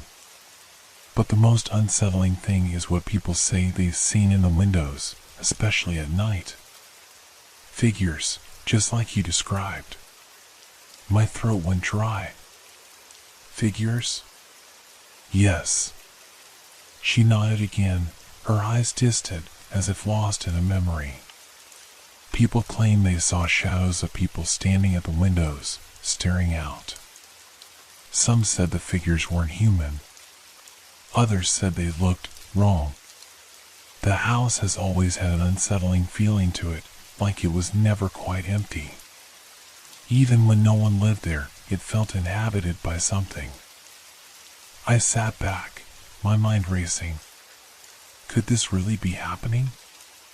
Was the house itself somehow alive with something dark, something sinister? Or was it just my mind playing tricks on me? Is there anyone who lived there recently? I asked, trying to steady my breath. Mrs. Calloway's gaze hardened. There was a family that moved out a year ago, but they didn't stay long. Just a few months. They left in the middle of the night, without a word to anyone. The rumors say they saw something that made them leave, but no one knows for sure. The house has a way of driving people away. I stood up, suddenly feeling dizzy.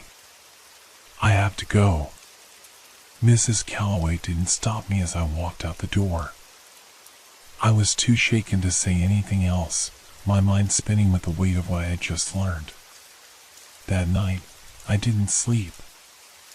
I sat in front of the window, my eyes locked on the darkened street outside, waiting for the figures to appear.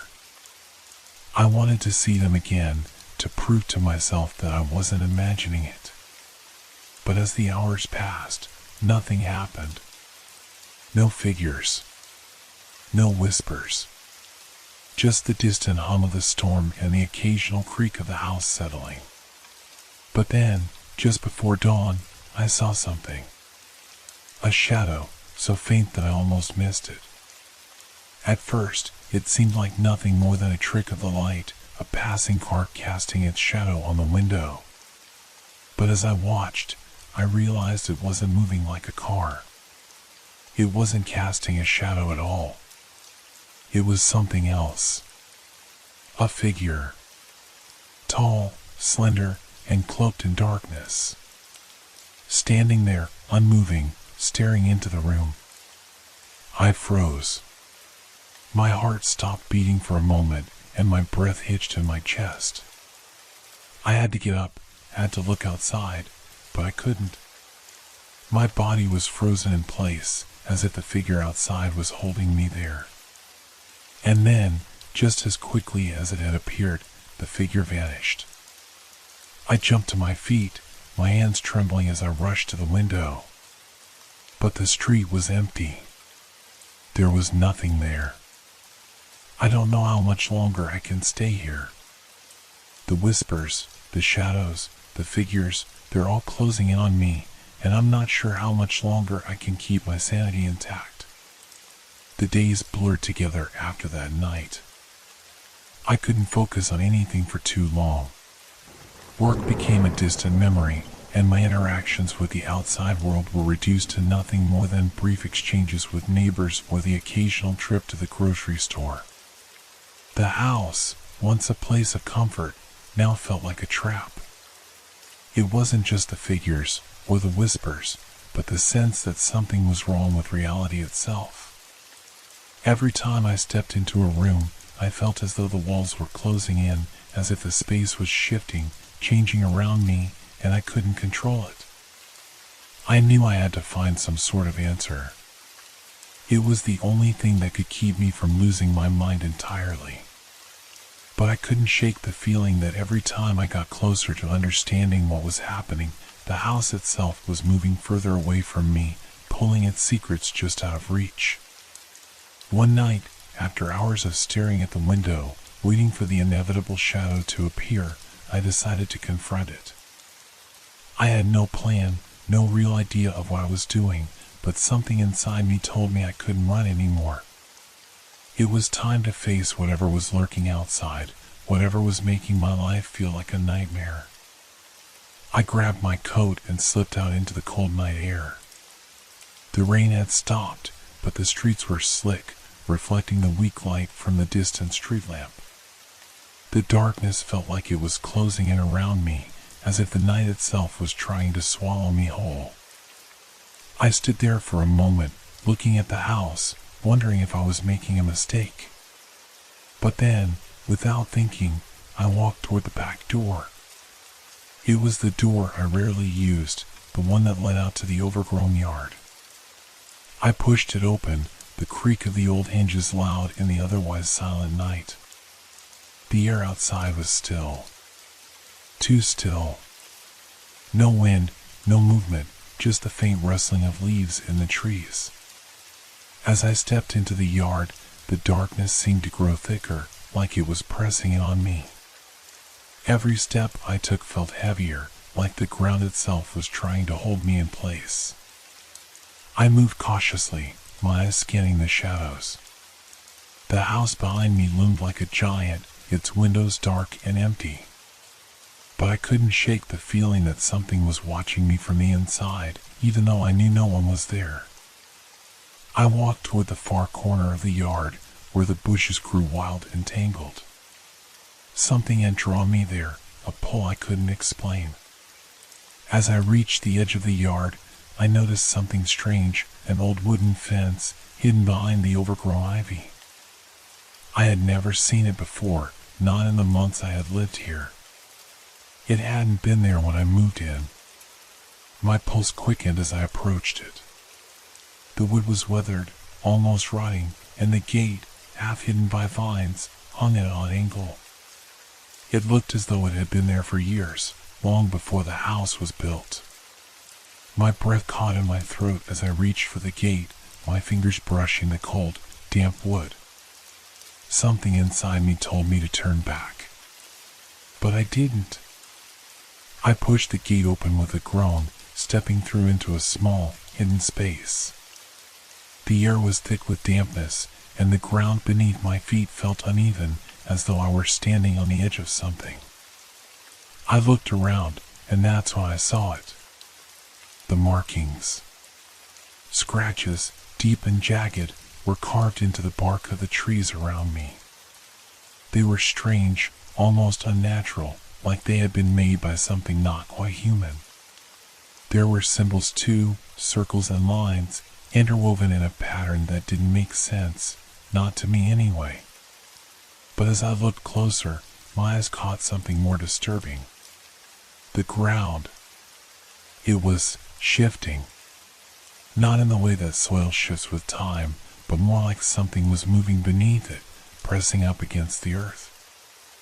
I stepped back, my foot slipping on the wet ground, and that's when I noticed something else.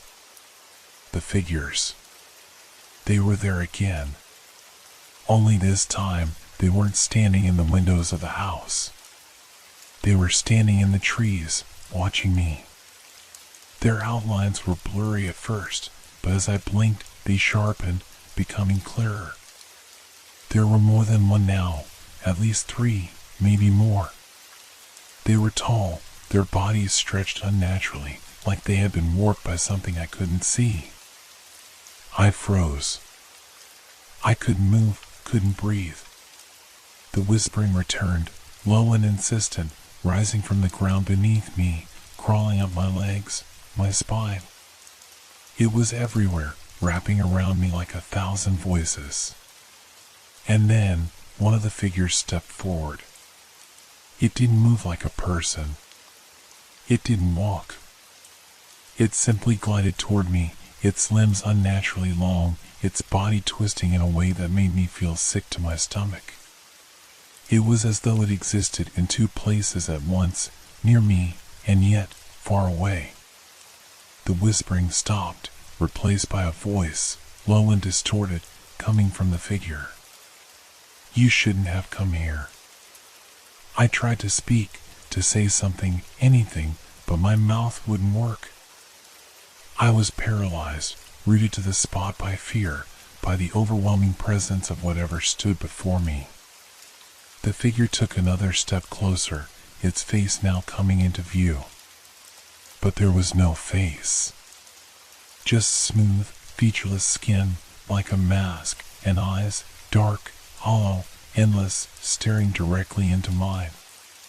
"You're not supposed to know," it murmured, its voice now a rasp, like the sound of dry leaves scraping across the ground.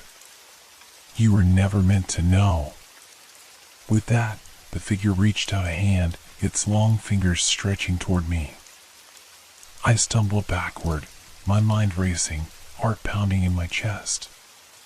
But as I turned to run, the ground beneath me cracked, splitting open, and I fell into the darkness. I didn't scream. I couldn't. I just fell. And then everything went black. When I woke up, I was lying on the cold, damp ground. My body ached and my head throbbed with a deep, pulsing pain. I tried to sit up, but the world around me spun, and I had to steady myself against the ground. The air smelled different here, thick with the scent of damp earth and decay.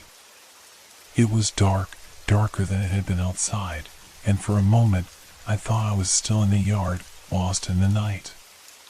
But the feeling was wrong. The air was too still, the silence too oppressive. I slowly pushed myself to my feet, my legs shaking. The ground beneath me was uneven, soft in places, as though it had been disturbed. My eyes darted around, trying to make sense of where I was. The trees were gone. The familiar yard, the house, the street, it was all gone. I was standing in a place I had never seen before. It was a hollow, a pit, surrounded by walls of jagged rock. The sky above was an unnatural shade of gray, thick with clouds that swirled in a slow, dizzying spiral. The atmosphere was heavy, almost suffocating. My breath came in shallow gasps as I looked around, my heart racing. I wasn't alone. There, standing in the shadows at the edge of the hollow, was the figure. It was still there, its elongated body twisting unnaturally, its faceless mask staring straight at me. "You've come far," the figure said, its voice like the rustle of dead leaves. "But you shouldn't have." I felt my chest tighten, my pulse quicken. I wanted to scream, to run, but I couldn't. I was frozen in place, unable to move. It was as if the very air was holding me captive, binding me to this place. The figure stepped closer, its movements smooth, gliding across the ground as though it didn't touch it at all. "You've crossed the boundary," it said, its voice growing colder, more distant. "Now, there's no turning back." I opened my mouth to speak, to ask what it meant, but the words caught in my throat. The pressure in the air grew heavier, and the world around me seemed to close in. The ground beneath my feet felt unstable, as if it were shifting, collapsing into itself. A sound echoed through the hollow, low and rumbling. At first, it was just a vibration in the air, but then it became a rhythmic thumping, a deep, resonant beat that seemed to come from the earth itself. The ground trembled beneath my feet, and I stumbled, falling to my knees. From the shadows, more figures appeared, more than I could count. They emerged from the darkness, their long limbs twisted, their faceless heads turning to watch me with hollow, empty eyes. I couldn't tell how many there were, but I could feel their presence closing in, tightening around me like a vice. The whispering started again, but this time it was louder, clearer. The voices were all around me, rising from the ground, from the air, from the figures. They weren't just whispers anymore, they were words. Words I couldn't understand, words that seemed to crawl into my mind, filling it with confusion and fear. "You've seen too much," one of the figures said, its voice echoing in my mind. "You've stepped into a place where you don't belong."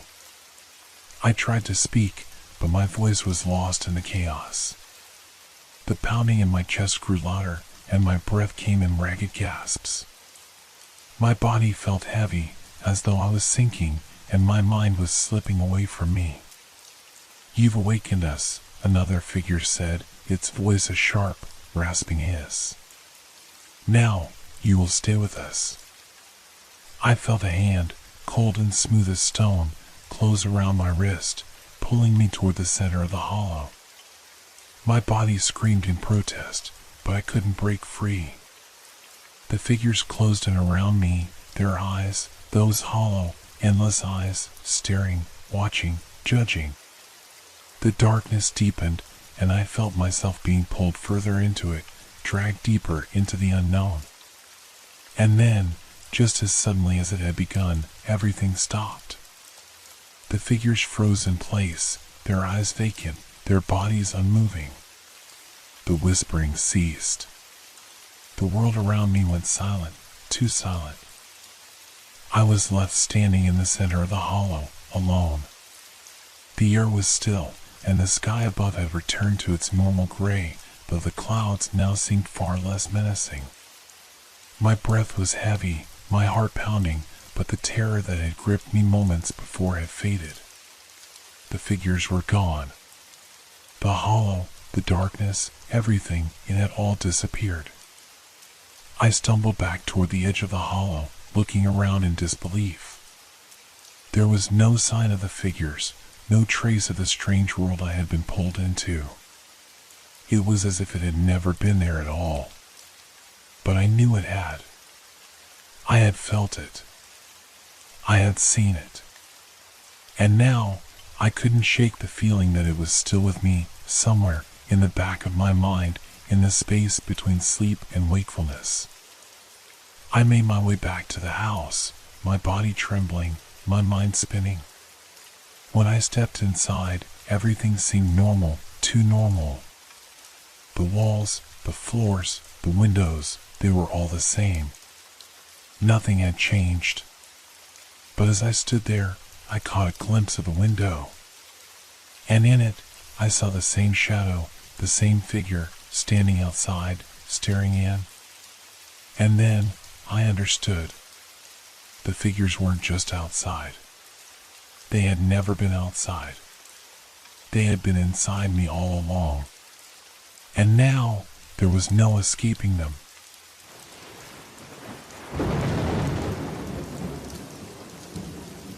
Hope your dreams are filled with fear. Good night.